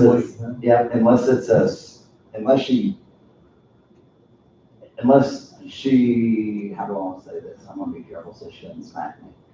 Unless her health declines, she's stable, she's taking medications that the specialist has prescribed her. And unless it gets worse, it's just gonna have to wait, because they're not taking any. Unless you're at that point elevated, they're not gonna take any new patients. And that's just, and I don't wanna go in Kansas City to KU Med anyway right now. Yeah. Right? I mean, I may call that judging or whatever, but I don't want her to go into the hotbed of where it's all at to get something else when she's doing okay, just staying home and staying healthy. It's about, mentally, she's about to have a freaking. That's why it's good. I'm glad to see people out walking and stuff. Exactly. This morning I saw 2 guys, they were out walking, they were 6 foot apart, they were walking. There's nothing wrong with that. Get out there, exercise, walk.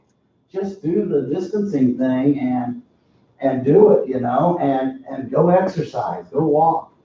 The fresh air does you good. That's why she's been cooped up at home, but she'll go out on the back patio and let the kittens out, because we got a bunch of kittens and they're exploring the outdoors and the woods and everything. And that's given her at least some happiness, I guess you could call it. If there's happiness to be had, then it's with the kittens. Those little kittens have been a godsend. We rescued them. Their mom had them in an abandoned car down at our annex last fall. And so we rescued them out of the car. There was 5 of them, and we homed them, and we were going to give them away, and she fell in love with them, and that was the end of that. They stayed. But they brought a lot of joy to us and stuff. But now it's time for them to spread their wings and go out into the world and not stay indoors in the garage. So it's funny, because they'd never seen grass they hadn't really ever seen grass until about a month ago. And the first time they went out into the grass, you know, they're touching it like really careful, like, what is this? This feels weird. And bugs, they chase bugs. They don't know what they are and they just chase them everywhere. Hopefully they don't see a coyote. Well, one of them, one day, Try to make friends. here about 3 weeks ago, we had a little scare. She had let him out and we brought him back in, and for some reason our little dash hound, I don't know what happened, she got startled or something, and it scared one of them, which is one, the timid, we got one that's really timid anyway, and she hauled ass and disappeared, and she didn't come back. And so my wife was really upset, and we hunted and hunted till dark and trying to find her, and she was gone for 2 days. And my wife is just a mess thinking. In the morning, she showed back up. She found her way back, you know. And I said, they're a little more resilient and tougher than she thinks. Cats are natural, I don't know what he wants to call it, predators or survivors. They can hide and do things that you don't think about.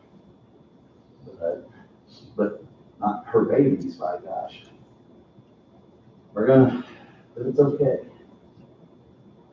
I think everybody's getting tired, grouchy.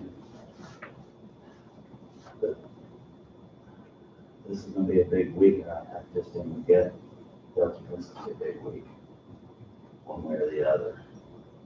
Like Lindsay mentioned, the ones that recovered, because that's one question I wanted to ask. And see, that's something we've been asking, the locals have been asking the state for every day in the briefings is, why aren't you put the numbers out there on the number of people that have recovered from this and, you know, are back on track, and so why aren't you showing, and they're not showing those numbers because they're not tracking them.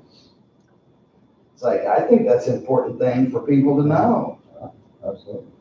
Very positive.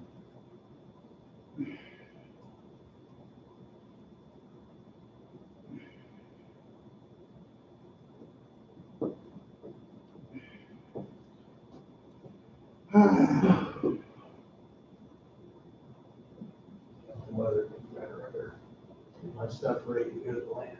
80 degrees, like this thing tomorrow. It'll be a good day. You don't have to wait till next week. Yeah, I need the spring cleaning. I've got a ton of shit to go to the landfill, and it's like, it's just gonna have to wait.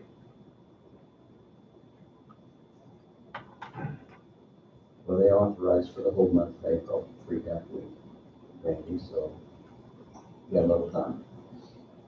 Do what now? They authorized for the whole month of April. Oh, they did? Yeah.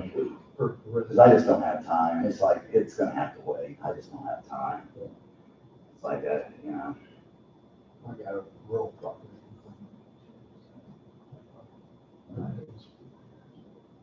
Go down the country.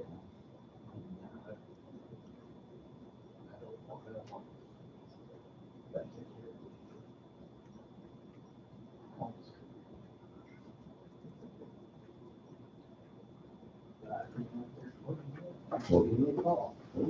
Yeah, it's like, you know, it's just stuff that we've piled up. As I told the wife, I said, just pile it up. I'll load it. It's gonna get wet and heavier, so what? So what?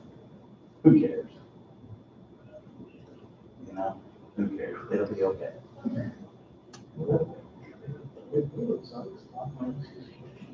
Do what? Cleaning up that. Oh, yeah, I bet that's, nasty. Yeah, yeah, he definitely let it run down. No doubt. Well, I know when I was out there, whenever that was, you know, it was pretty bad then.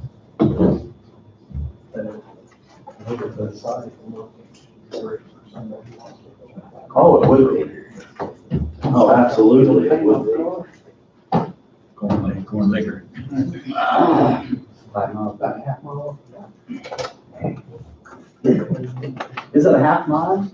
Yeah, maybe a little. Yeah, we're gonna say it doesn't seem like half mile. And it's good gravel road.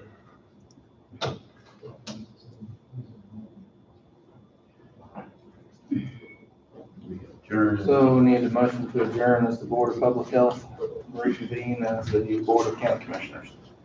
Did you call it? Did you call the adjournment? We went in for 10 minutes. I think it's automatic. But I don't know. If you need a motion, I'll make it. Just to be safe. That we Second. All in favor? Aye. Opposed, same sign. 5-0. We now reconvene as the Board of County Commissioners. Nope.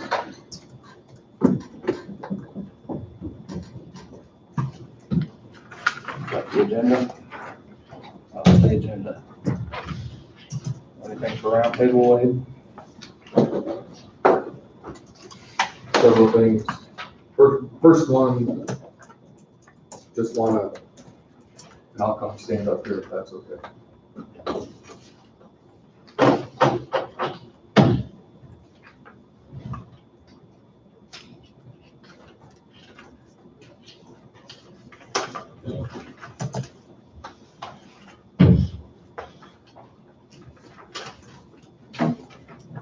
First one is, worked with the sheriff on putting together a warning citation, and maybe the sheriff's a better one to bring it up, but why I think it's important to discuss right now, so the general public is aware that with the executive order and with the local order and potentially a county resolution at some point in time if that occurs, that they are all enforceable under the law. Why is that important? Because there's a lot of concern related to social distancing, public gatherings, and then a business, whether it's an essential business or a non-essential business. Probably non-essential is the more important part. A violation of the governor's order as it stands right now is a Class A misdemeanor, which is punishable by up to a year in the county jail if the case was successfully prosecuted through the district court. There's a number of people, and the sheriff may be a better one to talk about it, but probably aren't actively engaged in practicing social distancing as it is designed. The whole idea is stay away from each other, stay home, honor the 6 feet rule, and I don't know how many citations the sheriff's department has issued, if any, at this point, but instead of escalating to potentially end up in district court, the sheriff and I discussed maybe a way to give people a warning. And there's a triplicate sheet that was put together where a report would be taken. It's a warning that would be issued to someone the officer who has the discretion to determine what type of violation the individual, group, or business may have violated, then issue a citation saying, look, there's reason to believe you're in violation of the executive order, or if it were the local health order, because the whole intent of this is not to get people in trouble. The whole intent is to break the curve and to get beyond this. But if people don't honor what the requests are, and it's happening, unfortunately, all across the country. And you hear examples of grocery stores or gas stations or wherever, and a lot of people are taking it seriously, but some aren't. So people need to be put on notice, and this is a way to do it in a fair way, because there's no criminal penalty that goes with this. But what it is I guess a tracking mechanism for people. And for the sheriff's department, should there be further issues with social distancing or public gatherings or those type of things, then it's recorded in the law enforcement system. A file is made, and then it's a notice that the sheriff, to his credit, he jumped on it quickly, and there's a This is just a sample. So I'll just read kind of the relevant portion. The violations, there's 3 different categories: social distancing, public gathering, and then non-essential business.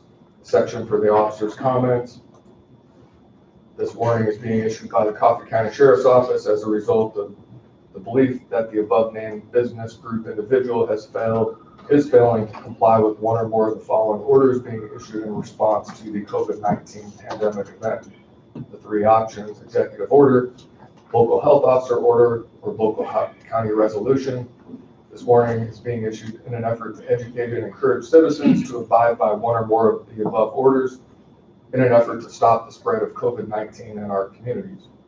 Any further violation may result in criminal prosecution being pursued in Coffee County District Court.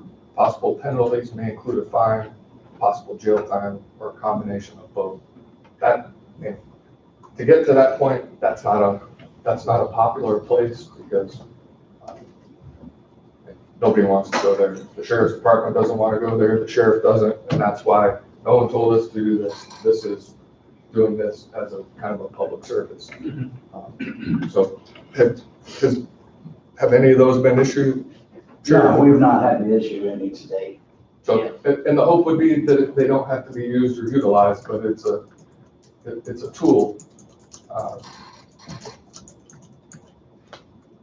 Stay home. That's the goal. So, you have anything in addition to that, Sheriff? The only thing I would say is, we've asked our officers to be vigilant, increase our patrols in the communities, not out of trying to nitpick people or Increase presence. but it's to prevent, encourage, and discourage. And so, but by asking our officers to be vigilant and visible in the communities, I'm also not going to ask them to turn the blind eye to blatant violations. I think then that takes away from our presence and the whole reason why we're there. And that was what was behind the written warnings in an effort to not have to take any legal action, rather to get their attention to know we're aware of the party or the, block party, the get together, whatever it may be, and deal with it in an effort to try to get everybody to do the right thing. That's all it's about. And some other jurisdictions, they go ahead and they escalate to the citation, which then means it'll end up in court and potentially end up in court as the prosecutor's discretion. But I don't know if that's where things need to start. And that's what I've encouraged on my end. So I think by having that good relationship, currently if a citation is to be issued, an actual citation, it'll be issued by a supervisor. We want to show great restraint and oversight and try to do it as a team. And then if it does require a blatant, issuing a citation, we're going to leave that in a supervisor's hands. So. And I only bring it up because I think it's important in this forum, because people watch these meetings, that they hear that is a component, that it's not just stay at home, the governor's order, that there is an enforcement component, and it's out of an abundance of caution and with the discretion of law enforcement that they could be out potentially issuing tickets and that would end up in court later on down the road. And we've worked behind the scenes to put together this process where I don't think that's really where we need to be issuing citations. If people notice, put them on, give them a warning, and then if it becomes a further problem from there, then that's a different story. But I'd say we're at a 90-95% in my mind. What's visible, I drove the communities this weekend, and you don't see the get-togethers. You don't see the biggest thing we see is when people are out exercising, which they should be, not practicing that social distancing of 6 foot when they're walking, because it's easy to just want to, walk side by side and talk. And that's one of them to encourage people to. And then this morning I did see somebody, there's 2 people walking 6 foot apart and exercising. So I will say that, in doing that and increasing our presence, we have obviously had to acquire the protective equipment that officers need. And so we've been working our vendors, and we did acquire so as to not take away from, I think that's an important distinction from the stockpile that the county's got. Surgical masks, gowning, that sort of thing for the hospital, nursing home. Everything we've been able to get and acquire, we've done through vendors. It comes at a price, but we've been able to actually get our hands on some limited supplies through our vendors in order to outfit and protect our people, so. And that's something, Fred, when you brought up about the funeral homes, that I will check with Lindsay and them. We have stuff that's not medical grade necessarily, but we do have PPE that we've been able to get, from some Tyvek to some masks, gloves, that sort of thing. If we can be a benefit to the nursing home, or, I'm sorry, funeral homes, we'll sure try to do that if that'll help. Usually funeral homes have pretty much access on everything except the mask. Mask? Okay. But you might check with them and see if they feel they need anything else, because they always have gloves and coverings. When I get back upstairs, I'm gonna have one of my assistants call the funeral homes and see what they need. And if we can be of help, we'll sure be glad to, because what we have is not medical or surgical grade, but it's the N95 mask and stuff that are recommended. They are a little harder to breathe in because they are thick, and they're meant for being able to filter that stuff. But it's not perfect, but it's better than might that. help. So, Appreciate it. you bet. So I'm gonna kind of pivot, move into a different topic now. Thank you, Sheriff. You betcha.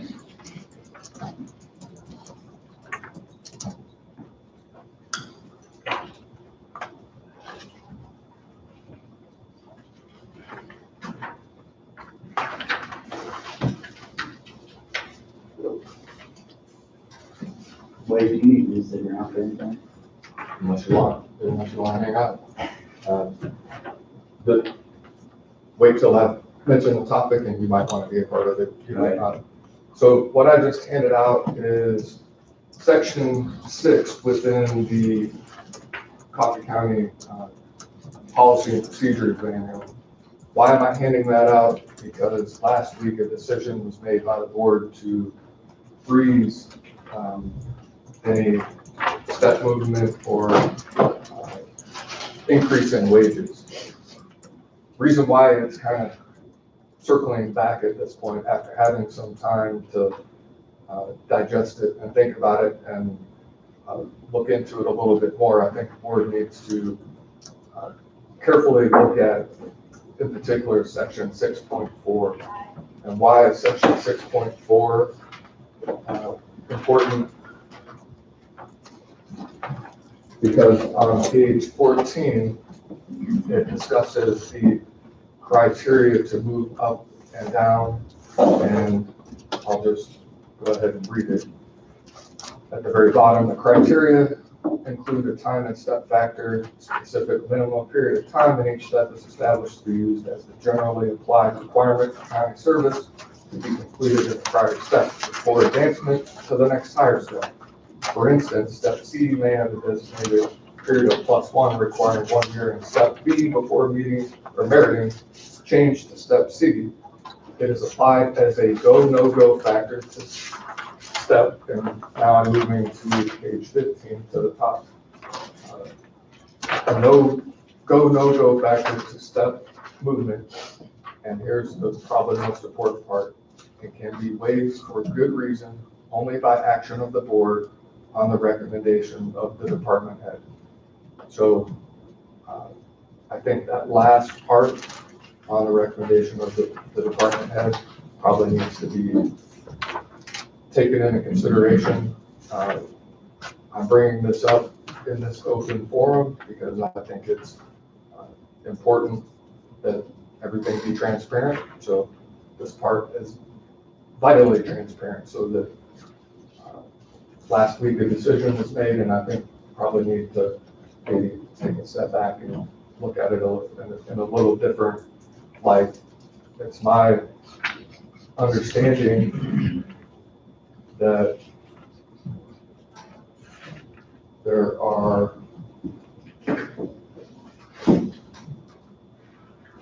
in all the departments, potentially 32 employees who were eligible for a step increase under this scheme, and that would be, they met the definition of staying within that period for whatever the year or 2 years, however it works. So I'm not sure how the board wants to look at that. I know the mention was later on down the road, as either time or circumstance permit, after the COVID-19 pandemic has been put in the rearview mirror, to potentially review this and then look at it being retroactive, that those step increases go retroactive. I'm not sure. The board can do it for good reason. I know the board likes to make sure and to operate within the confines of the policy and procedure manual, to make sure that the board follows the policy and procedure manual. And here, there's maybe a reason to have some additional conversation related to what happened last week, maybe the most prudent course of action. I don't know if you want to talk to the department heads, how you want to deal with that, but I feel it's my duty to bring it to your attention so that you can decide how you want to proceed from here. And when do we have to get that CPIs approved by when? Well, we'd like to have it no later than next Monday, because we've got to enter in all the new steps and got the calendar here. Just in general last week. Yeah, I would say by next Week. week, because then we'll have to go into entering payroll into the month then, so. I have no problem talking to department heads, because when we did this, I think we did it with the citizens, the taxpayers of Coffee County who are paying the salaries of these employees, that there's gonna be some of those out of a job, not making any salary, and that our employees are making fairly respectable salaries now with good benefits. So I feel like everyone's got to give a little bit in this situation to make things work. And I'm just bringing it up because I want the process to be transparent, and I want, if there's an issue with the way things were done as far as the policy and procedure manual goes, the board is the ultimate enforcer of the policy and procedure manual outside of a court, obviously, but at least here at the local level, the decisions made by the board are binding. So that particular provision or those additional words seem to indicate. I know the sheriff last week said that he was not going to pursue any raises of any kind, which I appreciate that's the stance he's taken, but I don't know what other department heads are willing to do. And out of fairness to those departments, there maybe that's the best way to deal with it, is to check with each department and see what their position is. I don't know. I think the intent of what the request was, or what was done last week, makes sense, but we also have conflicting language in our own policy manual that we need to address. I know I came up here Tuesday morning because I got to thinking about it, and I fully supported the decision that was made based on the circumstances that before us. And I had a sneaking feeling we went against our policy, although I haven't read the policy completely. I came up here Tuesday morning and read this policy, which very clearly states we are stepped outside of our policy handbook. And there's 40-some of our employees that are on step 6, which they don't get the step increase unless they go into a different job opportunity. And I roughly counted out 35 employees that we did not allow the step increase to take place. And those step increases, depending on what department is in, vary from an increase of 80 cents an hour up to $1.20. So you're looking at an average of a couple $1,000 annually per employee for what appears to be now 32 employees. And I'd estimated 35, I didn't know for sure. So I gave Wade a call Tuesday morning after I spent about an hour looking at our CP5 book and asked Wade's opinion, and Wade was not available that morning. He returned a call, and I didn't, my fault, I didn't get back to Wade, but I talked to Wade this morning, and he said it was gonna keep coming up. And, you know, we got a handbook in place that we probably got more responsibility to follow it than maybe our employees do, because we're the ones that, and I still, in one sense of the word, support the decision, because of all the situations being stated. But also don't like to step outside of our handbook that is clearly stated. That, you know, we can take action for good reason, only the action of the board on the recommendation of the department heads, and this was not a recommendation of the department heads, so we're absolutely against our handbook, in my opinion. And so when I talked to Wade this morning, Wade said he had reviewed it and he was gonna bring it up. Where we go from here, I don't know. We do have a responsibility to follow the handbook that we have so adopted and put in place. So I'm sure there's probably some employees that are probably not pleased that we took the action we did, because they've earned the step that our handbook is adopted. So, Mr. Chairman, we've got an issue that needs to be resolved, in my opinion. Well, I was watching TV yesterday, and the report was that about 23% of small businesses were going to fail this year, and somewhere between 34 and 47% of the people would eventually end up on unemployment. And I think special circumstances require special action.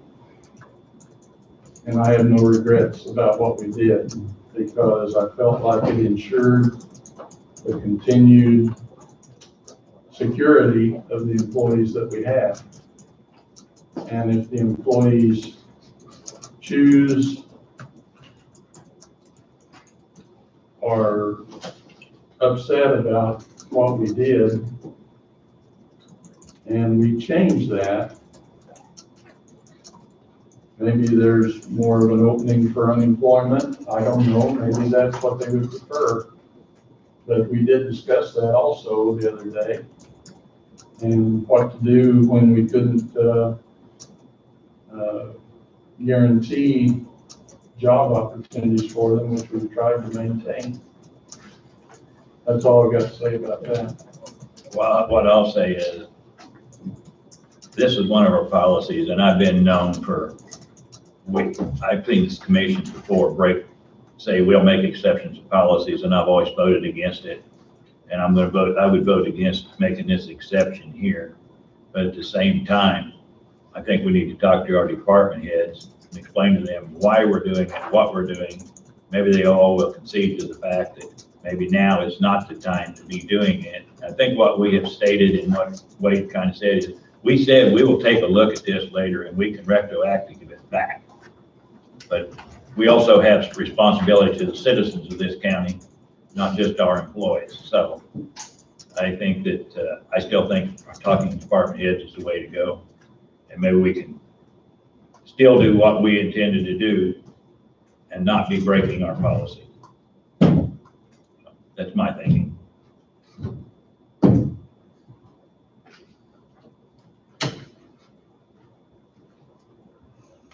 So how would we proceed with that, Wade, if that's what we chose to do? Well, you're not wanting to change anything right now, you're just wanting to get the department that's involved, is my understanding. Right. We're not wanting to change anything, we just want to get the department heads involved in it and explain to them why, and maybe they'll kind of go along with the Randy. It would still be my recommendation. Go along with what Randy said for the time being. I think it's the right thing to do. So I had, I asked Donna to put together, she was working on the CP5 information to begin with. So she put together a spreadsheet for me, and that's where I collected the figures. So I have actually maybe all the numbers as it relates to each department, and then a total should the step increase, and this doesn't even include the 2.3, what the impact, the fiscal impact would be to the county. And I can provide you that number if you're interested. But I think the spreadsheet that I have could be something that can be discussed. So are you interested in that figure? How much, what is that figure? $74,900.80. That's pretty close to what I have projected it out. So, well, I know I absolutely fully supported that motion because I seconded the motion here last week. But when I got to thinking about our handbook policy, I wasn't real sure what it stated, so that's the reason I came up here Tuesday, reviewed it, and I talked to Wade, so then Wade told me this morning we'd be discussing it. And I fully understand this is a double-edged sword. Dealt with employees and wages most all my life. A lot of times there's not a clear choice. So I guess my opinion is, the goal and the design here would be for each department and the county employees through their department head to have a voice. To me, that's whatever that voice is, I think that's what the board needs to hear, especially considering what the policy manual. So to be transparent and to have a voice, I think is maybe the important way, the important consideration for the board. I think Sheriff's already made his position known. Sounds like he's staying with that position, but other department heads have not had the opportunity to express their position, and maybe that's the best way to move forward. Whether they choose to do so, whether they don't, and then they can, because they have to advocate for their employees.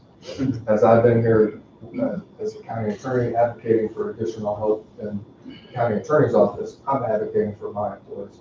And I don't think there's anything wrong with the department head coming before the board and making that pitch to the board, because ultimately they're advocating for their employees, and I think if they didn't do so, then that's probably something wrong with that. Okay, we have you here. What's your bid for your department? My department's maxed out. They're at the top end. So you're not asking for anything?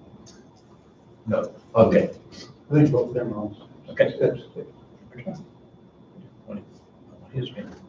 We're going to ask department heads. Might as well get him out of here. So, to me, is this a technicality that was brought on by an unclear choice of words in this part of our? If you read the last part of that last sentence, could you not also infer that the board is required to act in favor of the recommendation of the department head? I mean, that's one way to look at it. What I'm getting at is this, especially now? It's subject to interpretation, and somebody somewhere else may interpret it in an entirely different way. It probably needs to be cleaned up.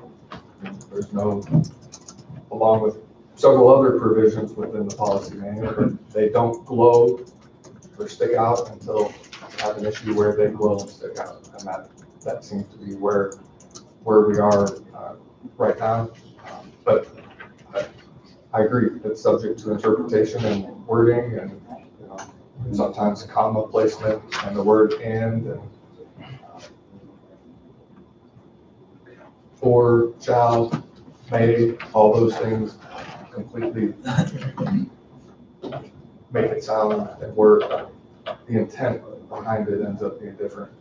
I wasn't a part of creation of this, so sometimes when you have legislation, you can go back and look at the legislative history, and there's arguments you can go back and review that will help give you what the intent behind the enactment of the statute is.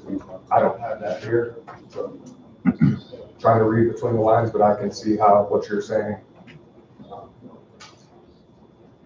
The use of the word "and" can be waived for good reason, only by action of the board on the recommendation of the department head.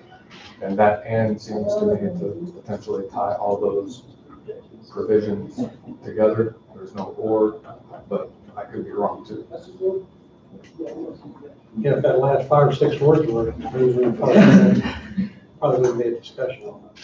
Right, and I understand why it's there, but during a global pandemic, there's probably lots of things in here that.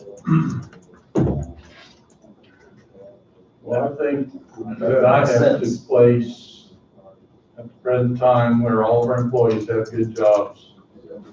I have to place the interest of the taxpayer first. And this is just, in my mind, and my personal opinion, this is just one part of a decision I made to keep a lid on our budget this year. Now, the rest of you may not have that same idea in mind, but from my point of view, the salary is just a piece of that.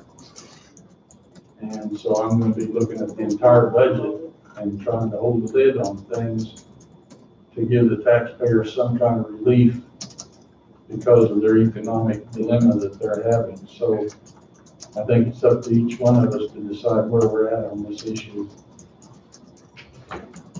Well, I agree with you. I think taxpayers' responsibility, but I think also because of what this said, I think we should try to work it out where the department heads are in agreement, understanding why we're doing it, and maybe support us on it instead of bucking us on it.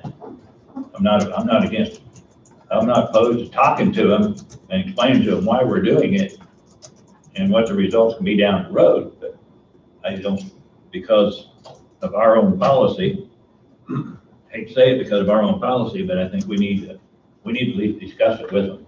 Yeah, I'm not opposed to that, but I think if they paid attention to our last week's meeting, it was apparent why it was done. But all the department heads weren't here last week. I imagine they know what happened. They seem to know it almost before we do. Yeah, I think we've got a responsibility to visit with our department heads and actually see what their response is.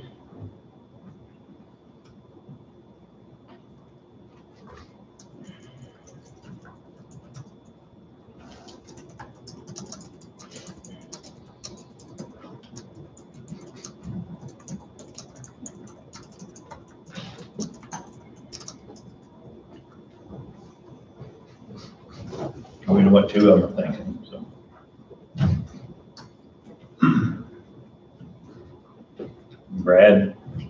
Brad's okay in on it. As a department head. They just moved in, so. Angie, what do you think? Just based on everything you guys have discussed and where we're at right now, I mean, I'm supportive of what you're doing. Is there anybody in your department that is qualified to move up? Yes. Because I'd have to look at the book. 2 of them in that department. Are those individuals? They were grateful that we were still allowing a 2.3% cost of living increase. So Okay. I mean, other than that, they're not. they didn't, So- yeah.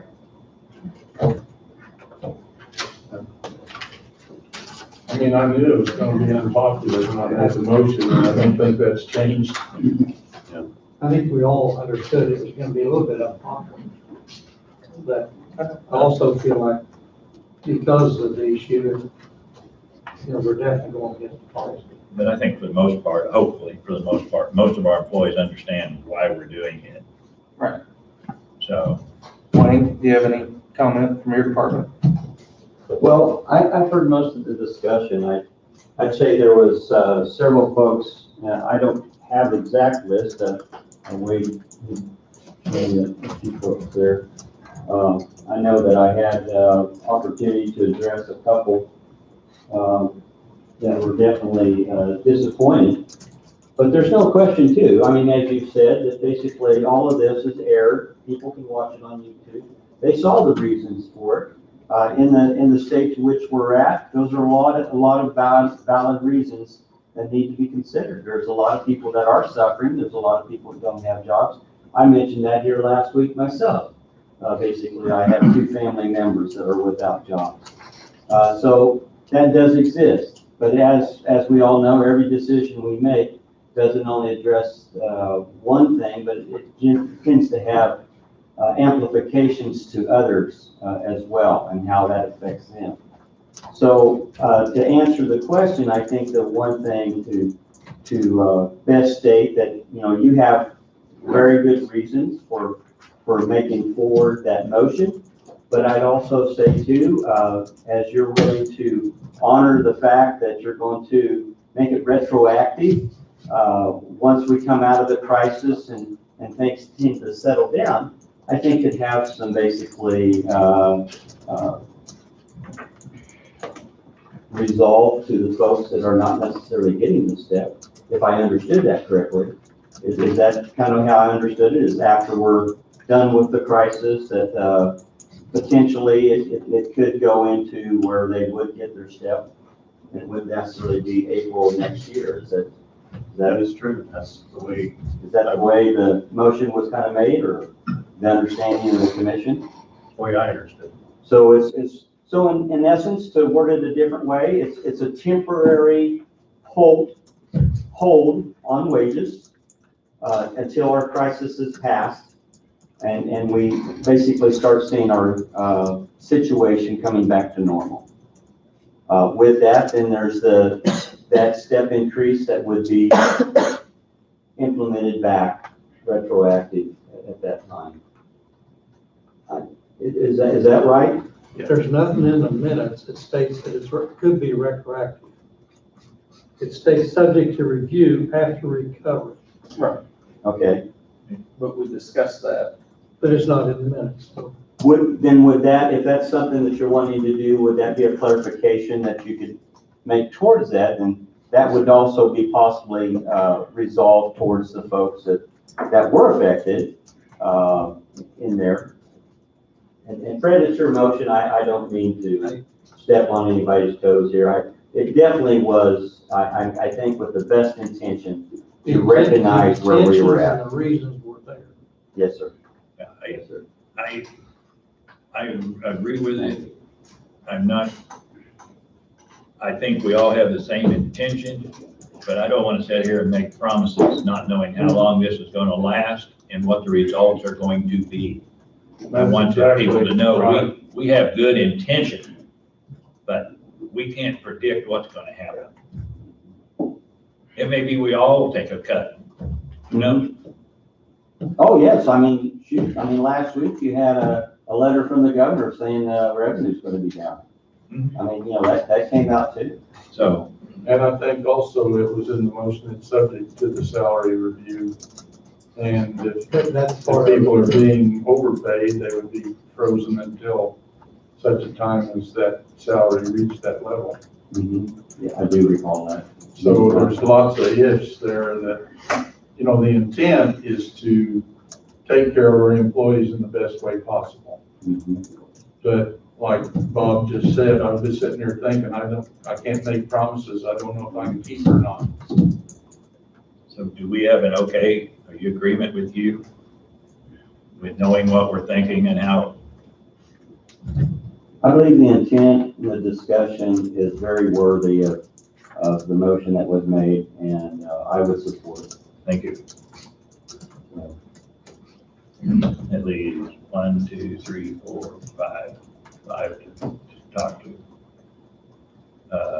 Put them on for next week. No, I like when you get this, we need to get it decided right now. I think we ought to. Because Angie will have to determine that. Would you step in and say if Russell's here? Russell's not here. He's making supplies delivery. Donna, would you get Lindsay? And you might as well get Gwen. Is there anybody in Russell's department And Karen, that has a step increase coming, or do you have that broken down per department? yes, there is. Yeah, there's one or two in his department. I just want to call, I didn't do prices on that department. I will text Russell to see if he can come back.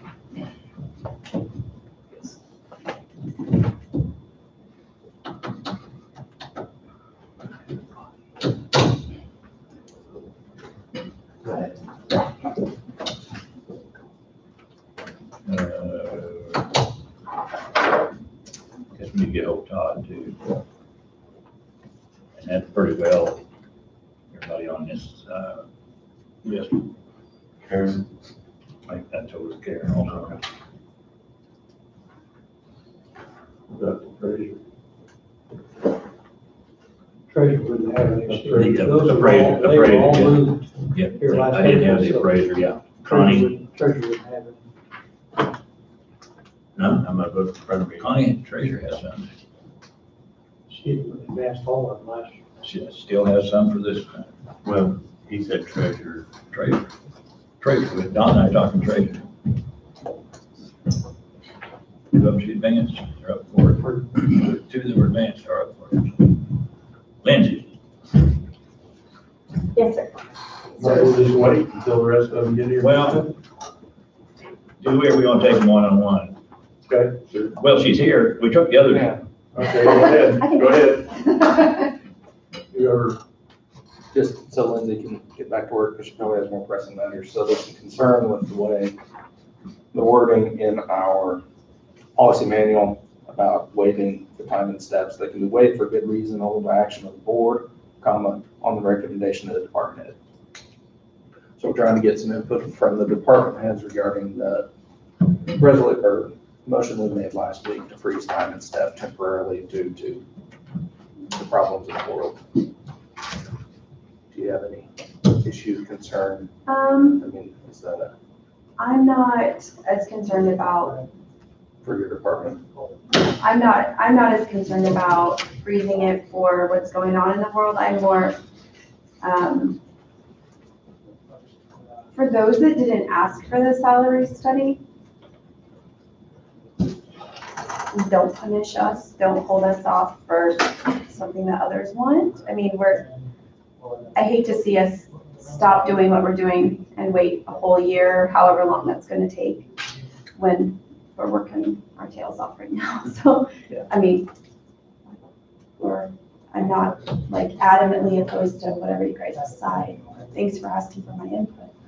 I would just hate to somewhat punish or not step someone up that deserves it.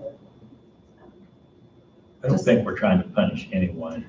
It- I think we're Those looking at this. are unrelated Right. right now. What we're discussing now is our freeze because of, we don't know what's gonna happen with the economy, and we don't know when this crisis will be resolved, if ever. Makes sense. That's what. And I think one thing we're looking at, we represent taxpayers in Coffee County. And we feel that we're gonna have some of those out of a job, possibly because of this. And we need to take care of those as well as we need to take care of our employees. So I don't feel that it's right that when we have taxpayers out here out of job, we expect them to pay taxes to raise our employees who at the present time are receiving good wages and they still have a job. And we're looking at going back with this kind of crisis, even possibly retroacting back and taking care of it just at the present time, not knowing what the future holds or where we're at. Is kind of what we're doing. Makes sense. That's all we're asking, and I guess the question is, would you support it? Yeah, I can get behind that. Okay, thank you. Okay, thank you. Need some chocolate? Okay, Gwen, Karen, either one of you, I'll let Gwen go first. Come on, Gwen.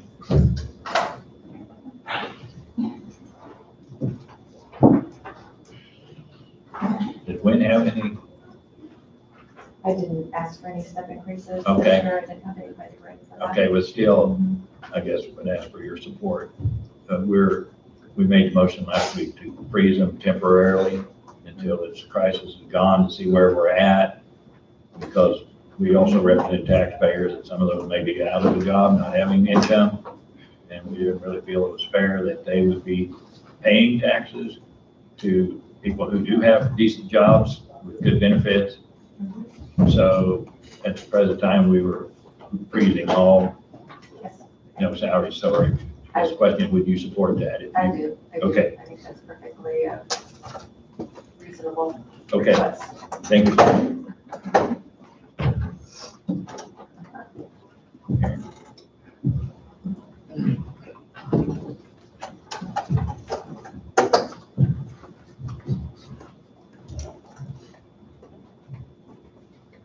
I'm probably not going to be the most agreeable to this, given the fact that 2 years ago, my salary was cut, and I was told that I was still making like 5% more than the average county treasurer was. So I feel like that if you as commissioners feel like that was good enough for me, you guys now make over 60% more than the average county salary, according to the salary study that you guys put together. So if you're asking my employees and me, because I also asked for an increase of mine, because I had discussed with you about my learning curve being over, which I had discussed that prior to any of this going on. But I have 2 employees that are deserving of that step. Now, if you are wanting to save money, first of all, you don't leave the 2.3 and give that across the board to everybody. You give the step increases and you lower that amount to make the same money difference. Because what you're doing by the 2.3 is you're holding this person down, and the person that's making this, you're already increasing that. Like I said, I will not agree with it. Because I think that if you as commissioners want to say we all need to make sacrifices, then cut your wages to, I'm now at, with the 2.3 increase, I just figured it out, I would be at 11.3% above the average. So I'm asking you guys to cut yours so that you make 11.3 above the average, if you want to save money. So let me I ask probably you this. should say it, but this is not about you, Karen. This is about the citizens of Coffee County and our. Right, and I think the citizens of Coffee County need to know that you as leaders think that your 14 county study was relevant. I think the people of this community need to know that you are making 67% more than the average one. I think if you're asking everybody in the community to give, and you're asking those taxpayers to come in and pay their taxes, and you're asking that help to give up their raises, what are you willing to give up? Can I ask you a question? Yes. I seen on your increase of salary you wanted, and I wasn't here when all that transpired or the 14 county study. So I'm going off what I've learned since I've been here. The reason your salary was cut because you chose to take the money refunded by the state, is that correct? Your salary wasn't cut, it was readjusted. Readjusted, how you want to word it, I'm sorry. Because you. I don't agree with that now. That's not the fact. So you didn't take the money that was refunded by the state? It's not refunded by the state. Or however you want to word it, how is it worded then? It is extra compensation that is supposed to be paid to the county treasurer. Paid to the county treasurer. In the past, what have the county treasurers before you done with that money? I had no idea what they did until the court case started. Oh, no. But that's neither here nor there. Well, so I guess what I'm asking, in the long run, what I'm asking is, did it increase you want in your pay? I went off of the 14 county study. Okay. I So used the does the city- percentage on So here. if we gave you that, that's what I'm asking, this is the question I'm gonna ask. If that's the salary you wish, do you still get that money from the state? Yes, So now you'll make $10,000 or $12,000 more look at than the, your salary. look at the county numbers. Look at the salary study Okay, you wait a guys. minute, I don't want to interrupt, but we're way off subject. Okay, I'm Well, just so saying, and that's what I Karen- want to get, Karen- I'm against Karen- it, that's what I Karen wanted to say. I opposed to wanted it. to say that if you as commissioners think it's a Karen's good opposed. idea, show us what you're willing to give up. Connie?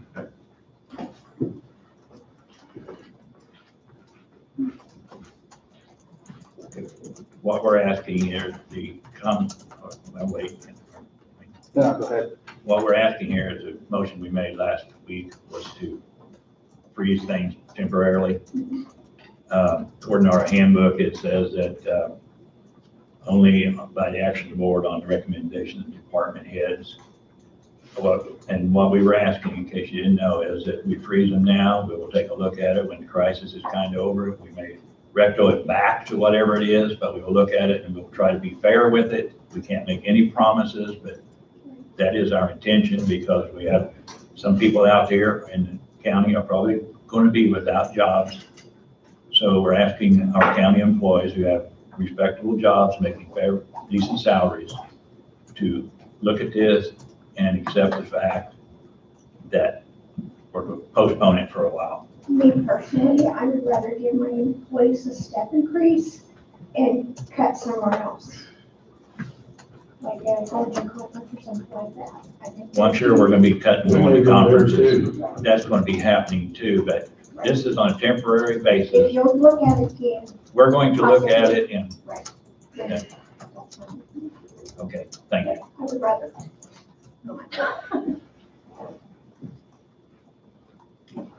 Todd?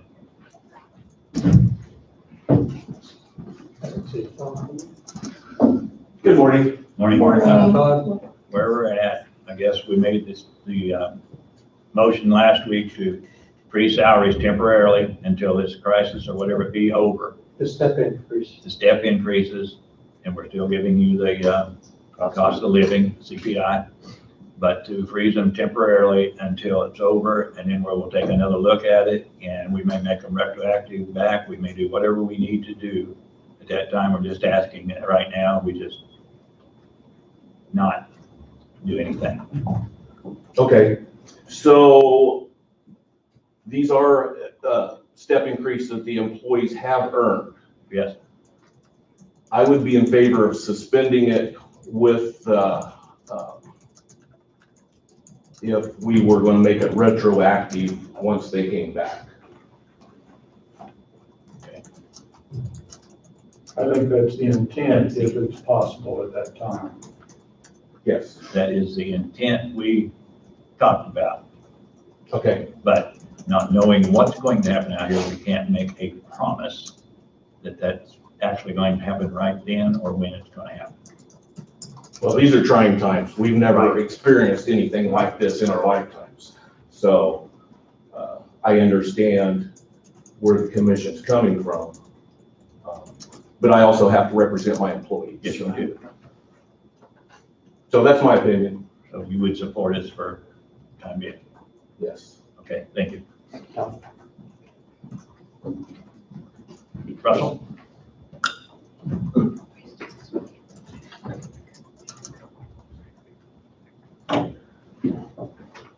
Yes. Okay. Same question. You were here last week. What question? Okay, I'm asking, you were here last week when we made a motion to freeze step increases for the time being. Because we may have some county people out here in the county who may be out of jobs, not making anything. County employees are making good salaries now, have good benefits. We're just asking that those be frozen for the time being. The intent is probably to go back and retroactive those back when the times get better, not knowing where we're at. And we're just asking, would you support us in that? The steps or the The cost? steps, the steps I've already turned my CP5 into that effect. that you're not asking for anything. Well, we got a memo that said, I know, you got, but we're asking that you, when we change that CP5, that you, as of right now, you not request any step increases for your employees. And we will go back and take a look at it when this crisis gets to be. I wouldn't say I'm not requesting them, but I'm putting them on hold. You're putting them on hold, okay. So you're supporting us on that, putting on hold. Back, Okay. back, hold on, Okay. Russell has a confused look on his face. So, Okay. what brought this up is per our policy manual regarding earned steps, the movement, and can be waived for good reason, only by action of the board, comma, on the recommendation of the department head. So by us making the motion last week to freeze step movements temporarily until the crisis is over, we've gone against that last 5 words of that sentence in our policy manual. Are you okay with that? That's what this boils down to. To be reevaluated. Russell.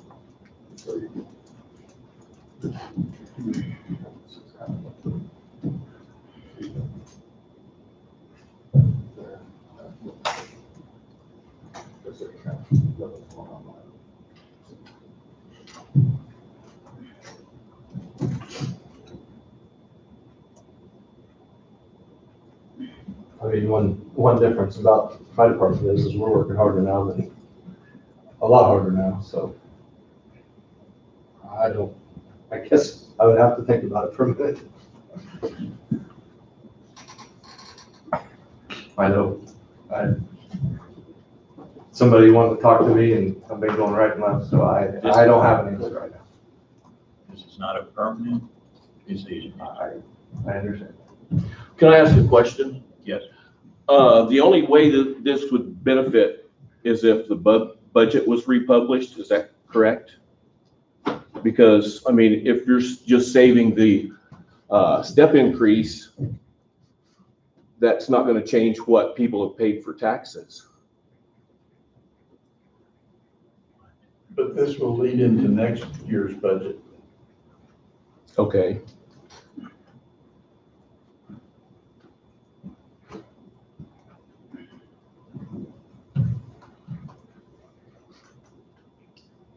But there wouldn't be any benefit for 2020 for the taxpayer. It would just mean we wouldn't be spending the money. Okay. If the crisis goes away in 3 months, and this goes back, and if we retro it back to this time, you'll never notice any difference other than they will get more at one time. Okay. On a time deal. All right, thank you.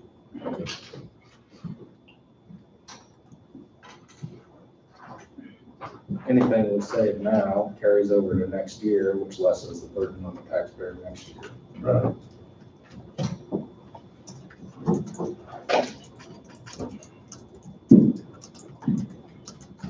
Got anything later? I think it's a good discussion to have. It's open, transparent, and, you know, obviously, I think as one of you said, maybe not completely popular across the board, but I mean, Well, I have everybody okay, and one maybe, and one no. And I guess my other comment would be is that it affects the people at the bottom more than the top. Because those that are maxed out weren't counting on step raise. The ones at the bottom end of the pay scale have seen that chart, they know what the chart is, and they're the ones that are getting stopped, would be my comment. You're not getting docked. Stopped, I said. Stopped.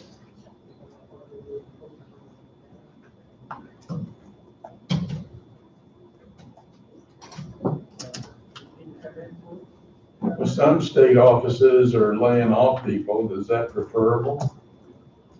State offices are laying off people, I haven't seen it. Well, there's been some talk. State sent people home for 2 weeks with pay. Is what the Administrative state, leave, yeah. and now they're bringing them back. Yeah. I don't know that the state is I letting understand you it get go. full pay for it. Okay, maybe I'm wrong.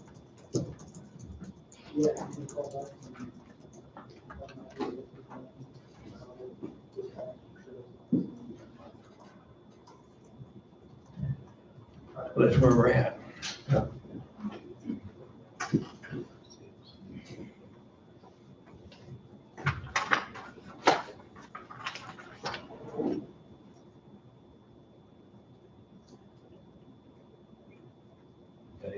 Eight are willing to work with us, one's not, and one doesn't know.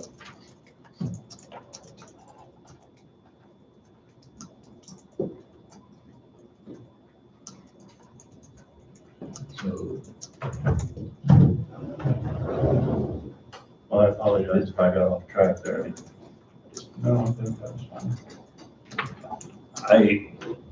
I know what our policy says and I know what the deal is, but, you know, when we've got vast majority that are willing to do it, and we only have one or two that's not, I really feel like that we're not really, are we really breaking the, when we have the majority of them are saying, okay, I'm willing to work with you? So I guess maybe even in that case, I would look at the policy as not, that we're not actually breaking it. Well, the policy needs to be changed. We're making an maybe we're making an exception, but Policy does need to be changed a little bit. we're in a situation that no one has ever been in before. I think we all realize that. We're back to the purpose of the board. Exactly. If we had a policy for a global pandemic, and now all this was spelled out in there, and every variable was accounted for, we wouldn't need to be here as a board. Nope. But nobody has that. That is one of the prime purposes for this, for us.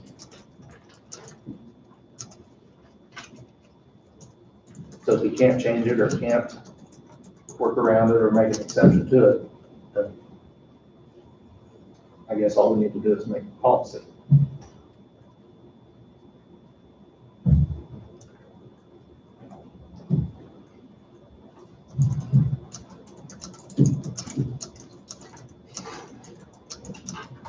If we weren't in a crisis, we wouldn't even be discussing it. If we weren't in a crisis, we wouldn't even be discussing this. So sometimes crises have to be handled certain ways.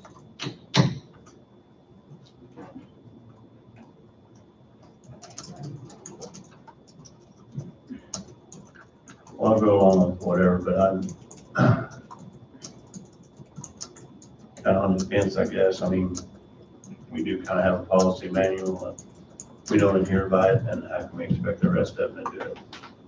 By the same token, do have some, like Russell said, some of those lower people that were expecting a increase in their salary for their family to live off of, so more food for thought for me to think about, so. One comment I might make, and I have no idea what the number is, you know, maybe for those lower end ones, if you choose to do something, maybe they get the larger of the two, whether they're step or the cost of living is larger, give them one, the larger of whichever one switch would just be, I don't know how that works out as far as which one's typically bigger, the step or the cost of living, but at least give them the larger of the two. One, yeah, I don't know which one is larger. The step increases will always be greater than the cost of living, based on, you know, history. So that would be one suggestion for those low end, you know, the ones that are still climbing the steps. But when you start picking and choosing, you open up more can of worms. Right. Exactly. But if you're still, A lot more can of worms. if I may, Chairman, if you're still negotiating this, I mean, it may not be the popular statement, but freeze the cost of living. Don't give the cost of living. Give only the steps to the people that basically are at the bottom that are moving up. And a person says, that's gonna affect the higher end. But I mean, if you're saying, hey, we wanna save money, you can just do that across the board. And then everybody gives a little at that point. Not just the few that basically moved up in step. But, that's something to consider if you're still negotiating it. But if you're asking me to support your decision for the statements that was made last week, I support those decisions because it is rough times right now. So, thank you.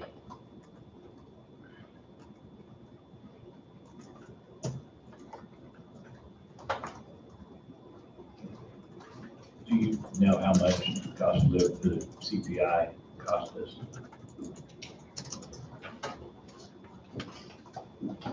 So, It's 1.75. And you can move it down to one, I'm just throwing numbers out, 1.5. As far as the CPI, I'm not worried about moving it down. We're gonna do it, but do away with it. do away We're with gonna it. do, we're gonna change it, do away with it. That's where the confusion for me was last week. I thought our discussion was to do away with the 2.3. But I couldn't completely follow everything that was being stated. So how much? But then the comment was made, the 2.3 was already put in place the previous week or two. So, And I would mention that I know some people have already gotten that 2.3%.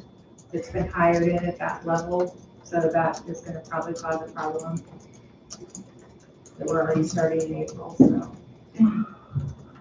I think the 2.3 should be left alone. That was a decision we made some time ago. I would recommend we stick with what we've done, because we may come back next week and everybody may have to take a pay cut. We don't know as fast as those changes. I think we've done right by getting all our department heads involved and have this discussion. I think it's good. We know. I do too. I appreciate you asking us. We know where everybody stands, the public knows where everybody stands on this, so I think that's all we can do. yeah, we all made a decision. Thank you. Thank you, We all John. made a decision last week, and I was 100% anonymous vote 5-0. And I suggest we would probably just need to stay put unless something drastically changes that down the road. The only reason I got into reviewing it, I was kind of positive we was probably going against our policy, and you've heard me say this once or twice or 3 times before. We've got to have a handbook, an employee policy handbook in place. But in my opinion, there's absolutely no question. We probably got way too much filled into our handbook, which opens it up for going against it a lot of different times. And how you reach common ground on having what you need in the handbook and what you don't need to operate a business. That's a wide open discussion.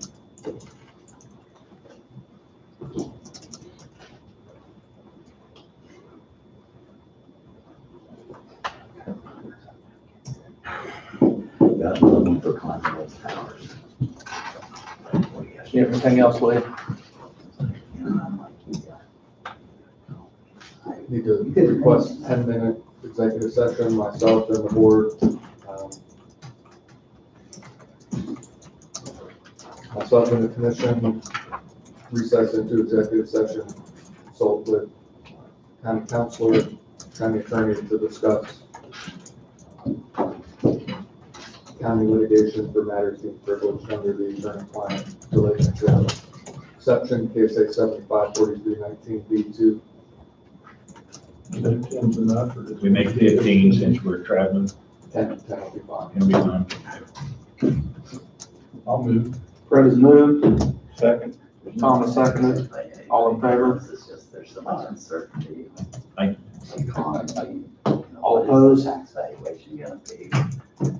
Passes 5-0. Go in for 10 minutes. We're waiting the commission to return here at 11:59. Small businesses, we may We're lose gonna go in, tax. what? Small We're going businesses, to return 11:59. businesses that have had Go in at 11:59. Okay. So, evaluation, the sales tax collected, all these things. It's just, to me, it's a lot of unknowns.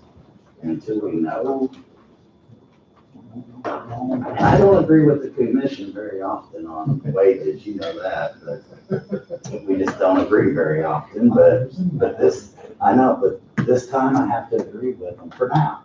Just slow down a little bit. Let's see what's gonna happen and take everything into consideration and see if our economy, now, I pray our economy recovers. The unemployment rate goes back down. You know, I'm no economist or any of that stuff, but you pray that as a country and as a state, that we are able to heal and the economy. Our country will forever be changed because of this, you know? It's changed me dramatically.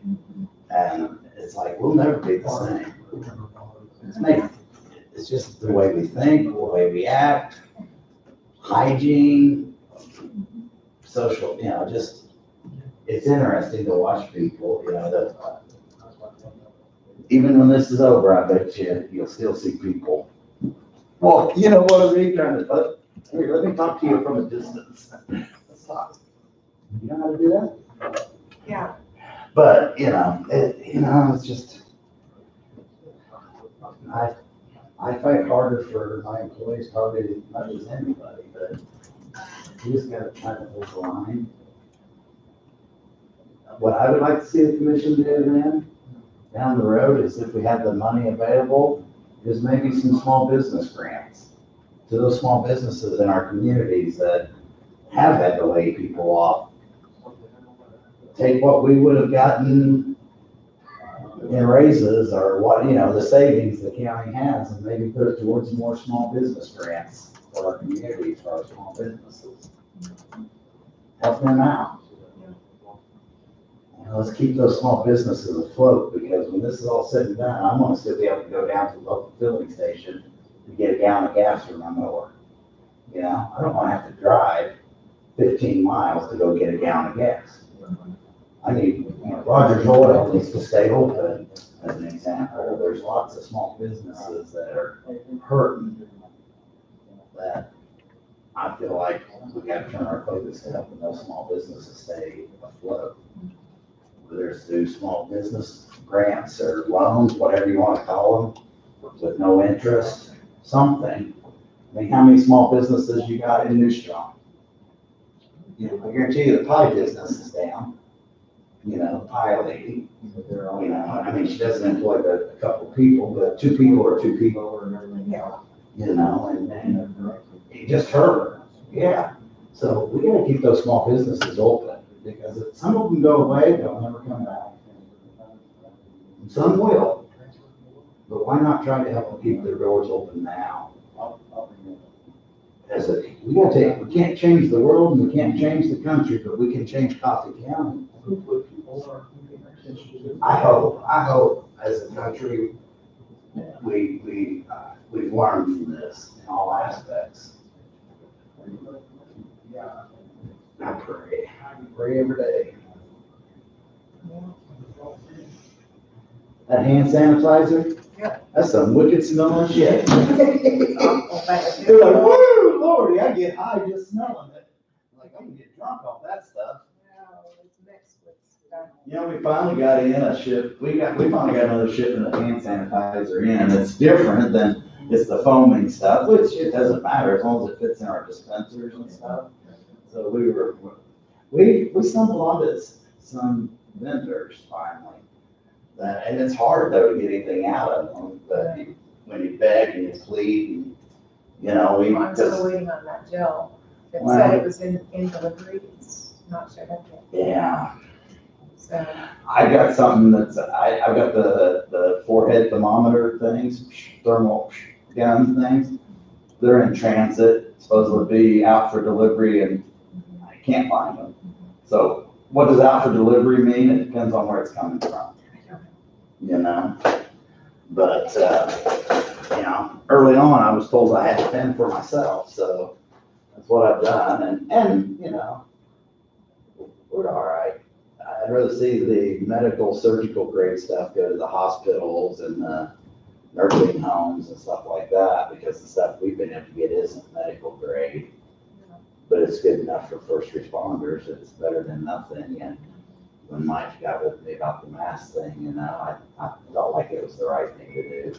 Yeah. If nothing else, psychologically, Well, we've had a lot of people ask for it. well, and so I guess maybe I hope the commission is aware that those are masks and stuff that I was able to acquire through my vendors.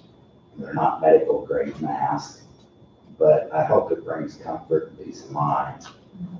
As well as the CDC is saying right now is the crucial time. If you gotta go to the grocery store or any place and you can't keep that 6-foot barrier, call it, if you can't maintain that 6-foot social distancing over 10 minutes, you should be wearing a mask.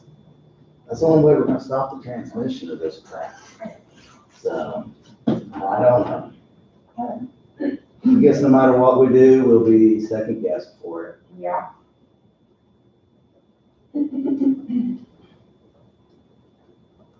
Did Terry retire?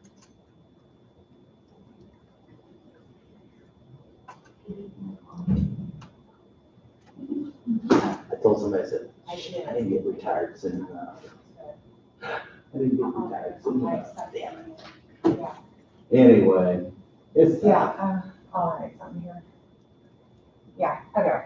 you know, those little home-based, a lot of people are doing home-based businesses now. I hate to see, a lot of them are probably gonna,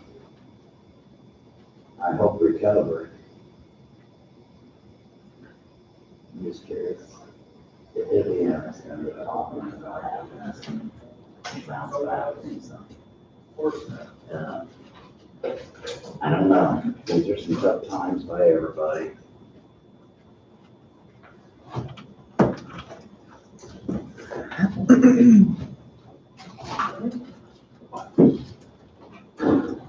You can talk to me.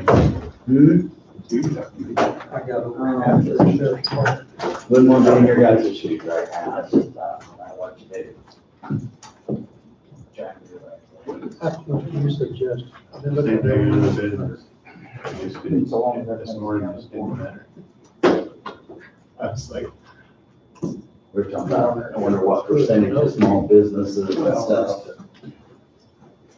we're gonna lose, and they're having a hard time staying afloat right now, just to try to pay people to. On TV yesterday, they estimated that. I was just about checking. 27% of small businesses would complete I'll tell the you what, like I was telling them, my concern is all this, whatever we do, but the problem is, I don't wanna lose that filling station in Gridley, Kansas, where we need that gallon of gas.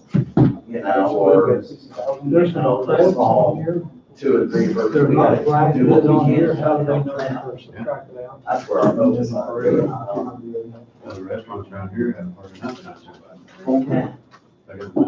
Yeah, it's just, and that's scary because there's nobody, We have. they just didn't survive it, Just can't one, survive some it. of them just get I was started. doing, yeah, and we're just trying to get to their. It's just, Tough right now. okay. You know what I'll do if they shut me down. Yeah. I mean, what do you do? All my general contractors down there, 60. And really. Yeah, cause it's. I can't put all your eggs in one basket with the federal I government. know they're small dollar amounts. but You know, because of the red tape on that, and That money's way down the road. it is, and that's not I don't what's needed think right now, it's now. We like corn steel, don't it? Ordered by the. Here, right here. God loves everybody. Yes. For For the credit. Could be something, I'll tell you something. Oh, you can. I'll It's tell you almost red something. check mark. Oh, okay. Like your tie, that's all I was gonna say. As he's I like sticking your out, tie. he's thinking up his butt. Yeah, I like your tie. We back in. Oh, well, I didn't think of it in that sense. You got 1209, Yeah. so you got Yeah. one. Sorry, That's the why.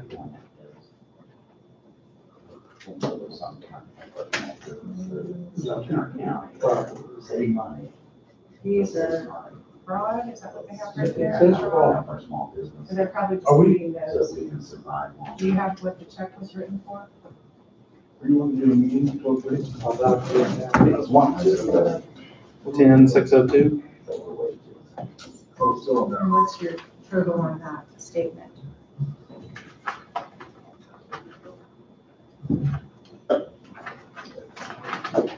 Right here.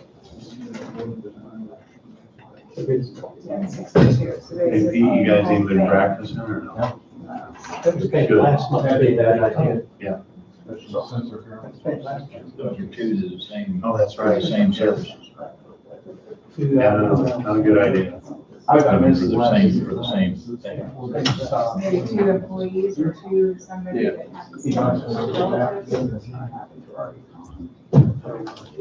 I see where. all these things, because it's. Lots of You field know, get deputies. Becky to come and explain to you. Now, John Ryan's bad. I don't know. Gotta get Becky. I don't know small Early. I figured you could clear up disputes, he said, how much to pay them, and then they'll give them the money back. John Get Ryan. it resolved. Probably the three.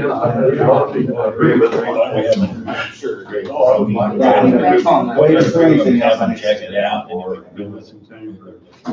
We're gonna go ahead and have a supervisor meeting at 12:30. We're not doing lunch today. I still got sandwich stuff though, if you need a sandwich.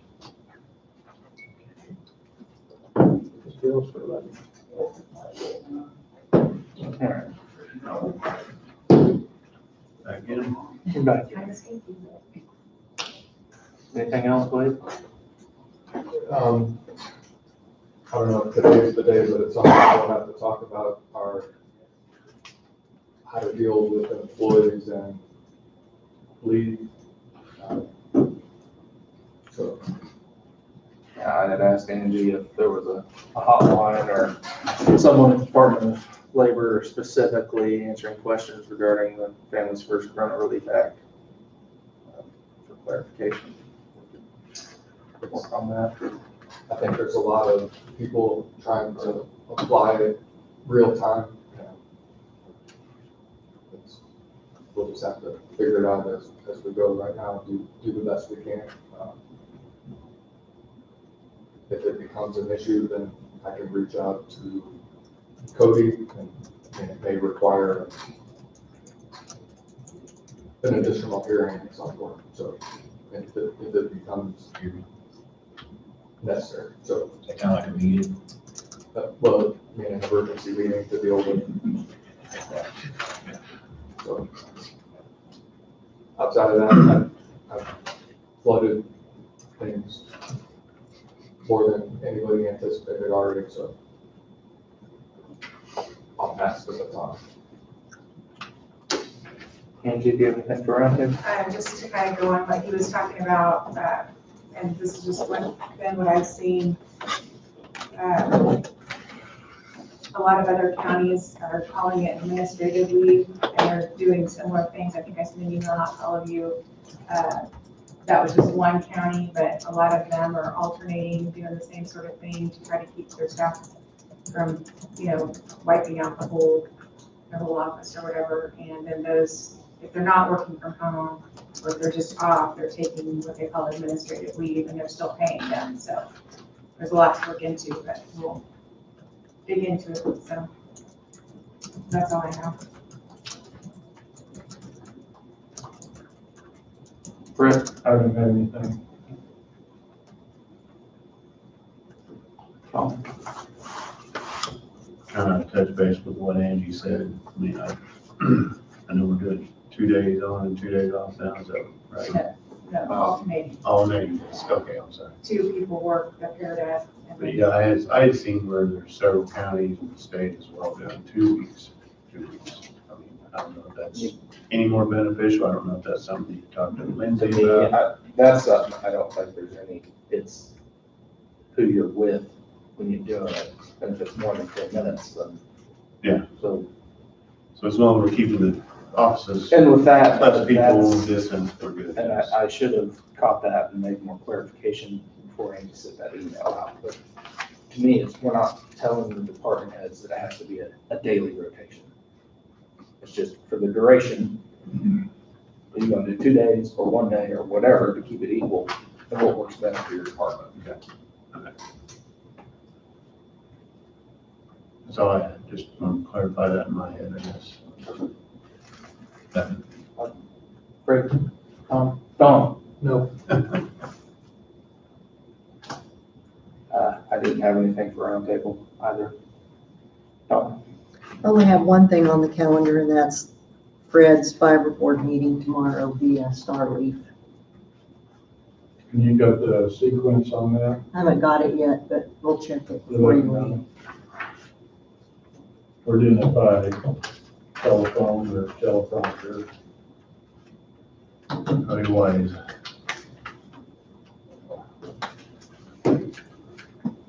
I guess get finished up with special issue checks and, we'll be done.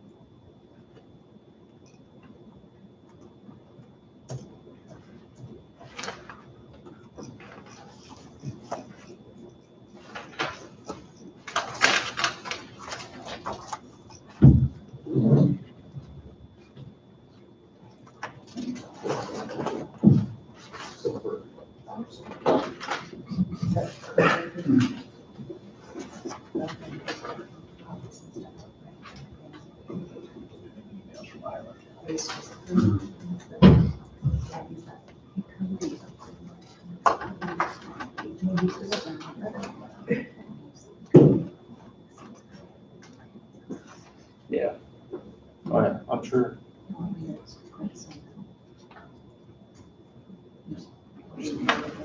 Perfect.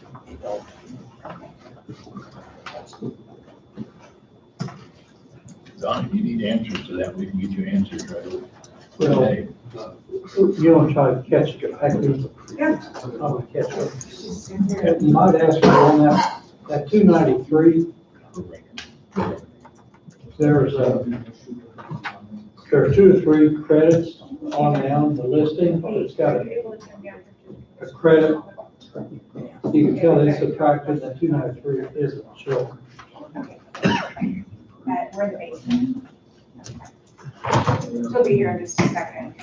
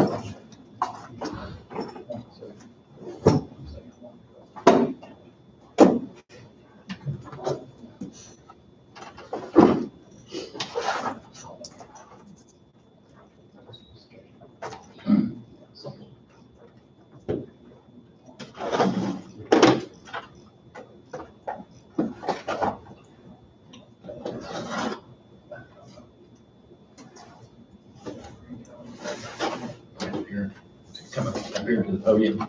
Oh, okay, sorry. I was confused about where you was pointing there. Right there. And back beyond the credit card, we've got an order here on some flowers for a funeral. And look, it's not necessarily a duplication because they're different values and a different, but Sure. are both those accurate or is only one of them should be?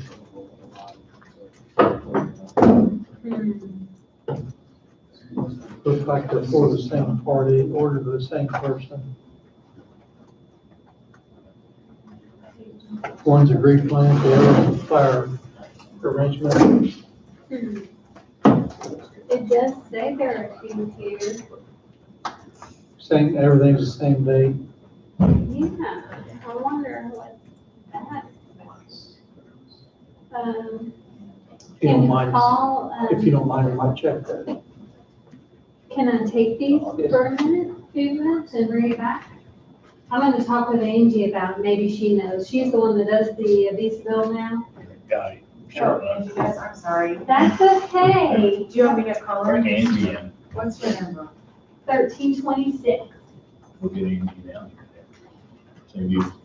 I'm not sure she even knows, maybe we need to talk to Tasha, but she's staying at home because she has. Hey, can you come down here to the? I guess we go room? ahead. Commission has a couple questions on the question. No, we're going to be Angie. Okay, thank you. Pardon? Angie's on it. She's coming. She is, okay. Where's that? You want me to put these over there for her to look Yeah, that'd be at? fine. Okay, And here's one that you might be able to answer. It's a credit, okay, and on the listing, it's not showed as a credit. right. And there are some credits later that have a minus sign behind them, which they are subtract. Well, I don't have any idea whether it's subtracted or added in. Right. Have no way of knowing. I would have to choose this one. There you go. See right there, it's not, the red marks are mine. That, we don't know whether that's added in or subtracted. And yet it's issued as a credit. Sure. And then there's 2 or 3 here later that's got a credit behind it. So that tells me this was added in, like you say. And then credited back later. We don't know, but if it is, I don't see it.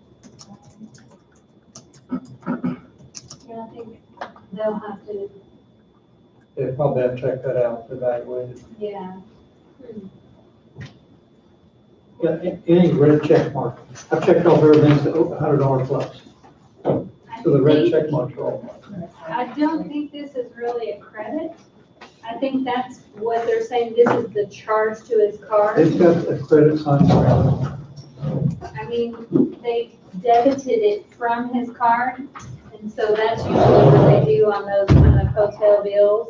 They put it like that, just as we debited this from your card, because that's what all this adds up to. So they put it on this side, and then they subtract it from that side somehow. That's the way their books work.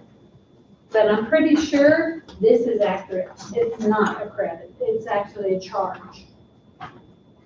You see what I'm saying? it. I see what you're saying. Okay. It's confusing though. It is They're not- confusing when you're looking at that. When you look at this, to me, this is different than this. It's, yeah. It is odd, but it's totally a charge, not a credit. Let her look at that too. You want me to take this back over there too? There she is. or just- Hi, Angie. Hello. How are you? I saw you minutes ago, but he's got to ask about these two right here charges. Okay. They look like they're for the same individual or funeral. And Tasha made them both, and we're just confused why there were two. And then this right here, I know this is the way the hotels do. That, they're saying that's the charge, right? To his card. Yeah, they're not giving him a credit back, are they? I didn't think so. Okay, well, I'm gonna let So you it's handle that. legitimately I'm out of here. a charge that's added. See you guys later. You know, that shows black. Have a good day. I didn't know whether it's added in or subtracted. To me, you look at that, it should be a credit. Yeah, I think how they do it is, these are like the charges that they list out. And And they then, put that on our personal card, this is the credit to, yeah, they, like, well, it's a charge shown here, and then this is showing here, here's your payment, so it leaves you at a zero balance. Okay. So if these are the charges that add up, then when the payment's taken off, that's showing the payment, showing the zero balance afterwards. even though we haven't even paid it either. You might, I don't, if you don't mind, you might check that out. Okay, where does it not show it paid? If none of this is paid yet, you'll write checks today. Oh, I see what you're saying, but it was on the. And everything on red, all the red marks are marked. Okay, good. Okay, yep, I'll look into that one, and then I will email Tasha about these, because I'm really not sure who this, I'm just gonna put these back in order, so okay, those are, you'll have to jump them in. And you're going, how's things going? good, yeah. I'll ask Tasha about these, and then do you want me to bring them back down? Yeah, we need them to put back with that stuff. Perfect, do you want me to just make copies and bring them back up? Sure. Okay, You bring them down or take them to your office. yeah, or I've got copies on Yeah, my bring them up. computer, I was gonna say, I've got copies on my computer. Okay, yeah, that'll work. You wanna keep those? Then I'll look into them and let you know what happens. Okay, thank you.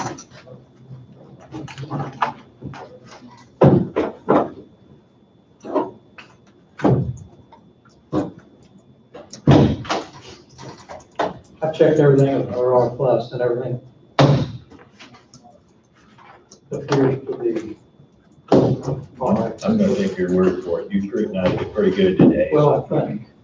But it's actually, no. I'm going with it, Don.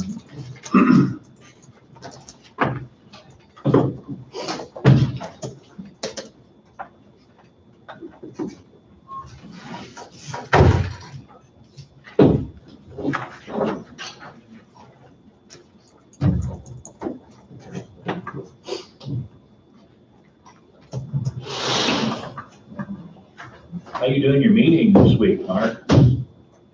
Oh, combination of Zoom and people being.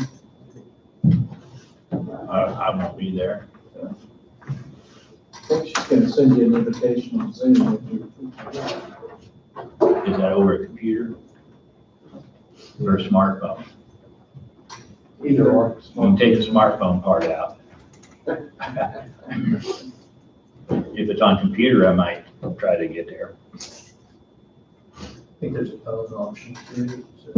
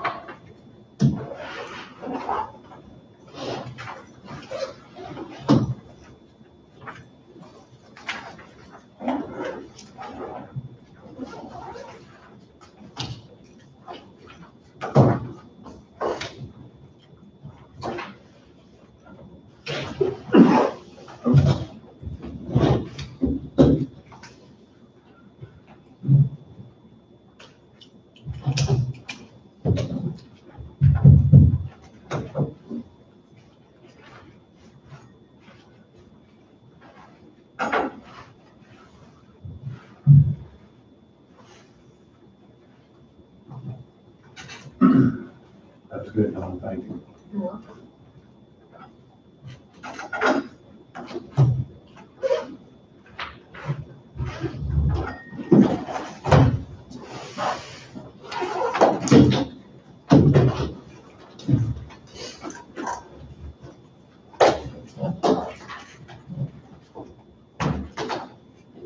That's pretty good breakfast. What do you call that? Farmer's casserole. Farmer's casserole.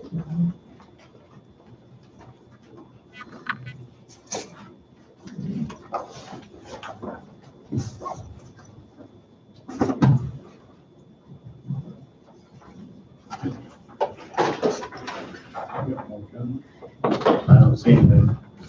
There you have it. After up. Adjourn at 12:31.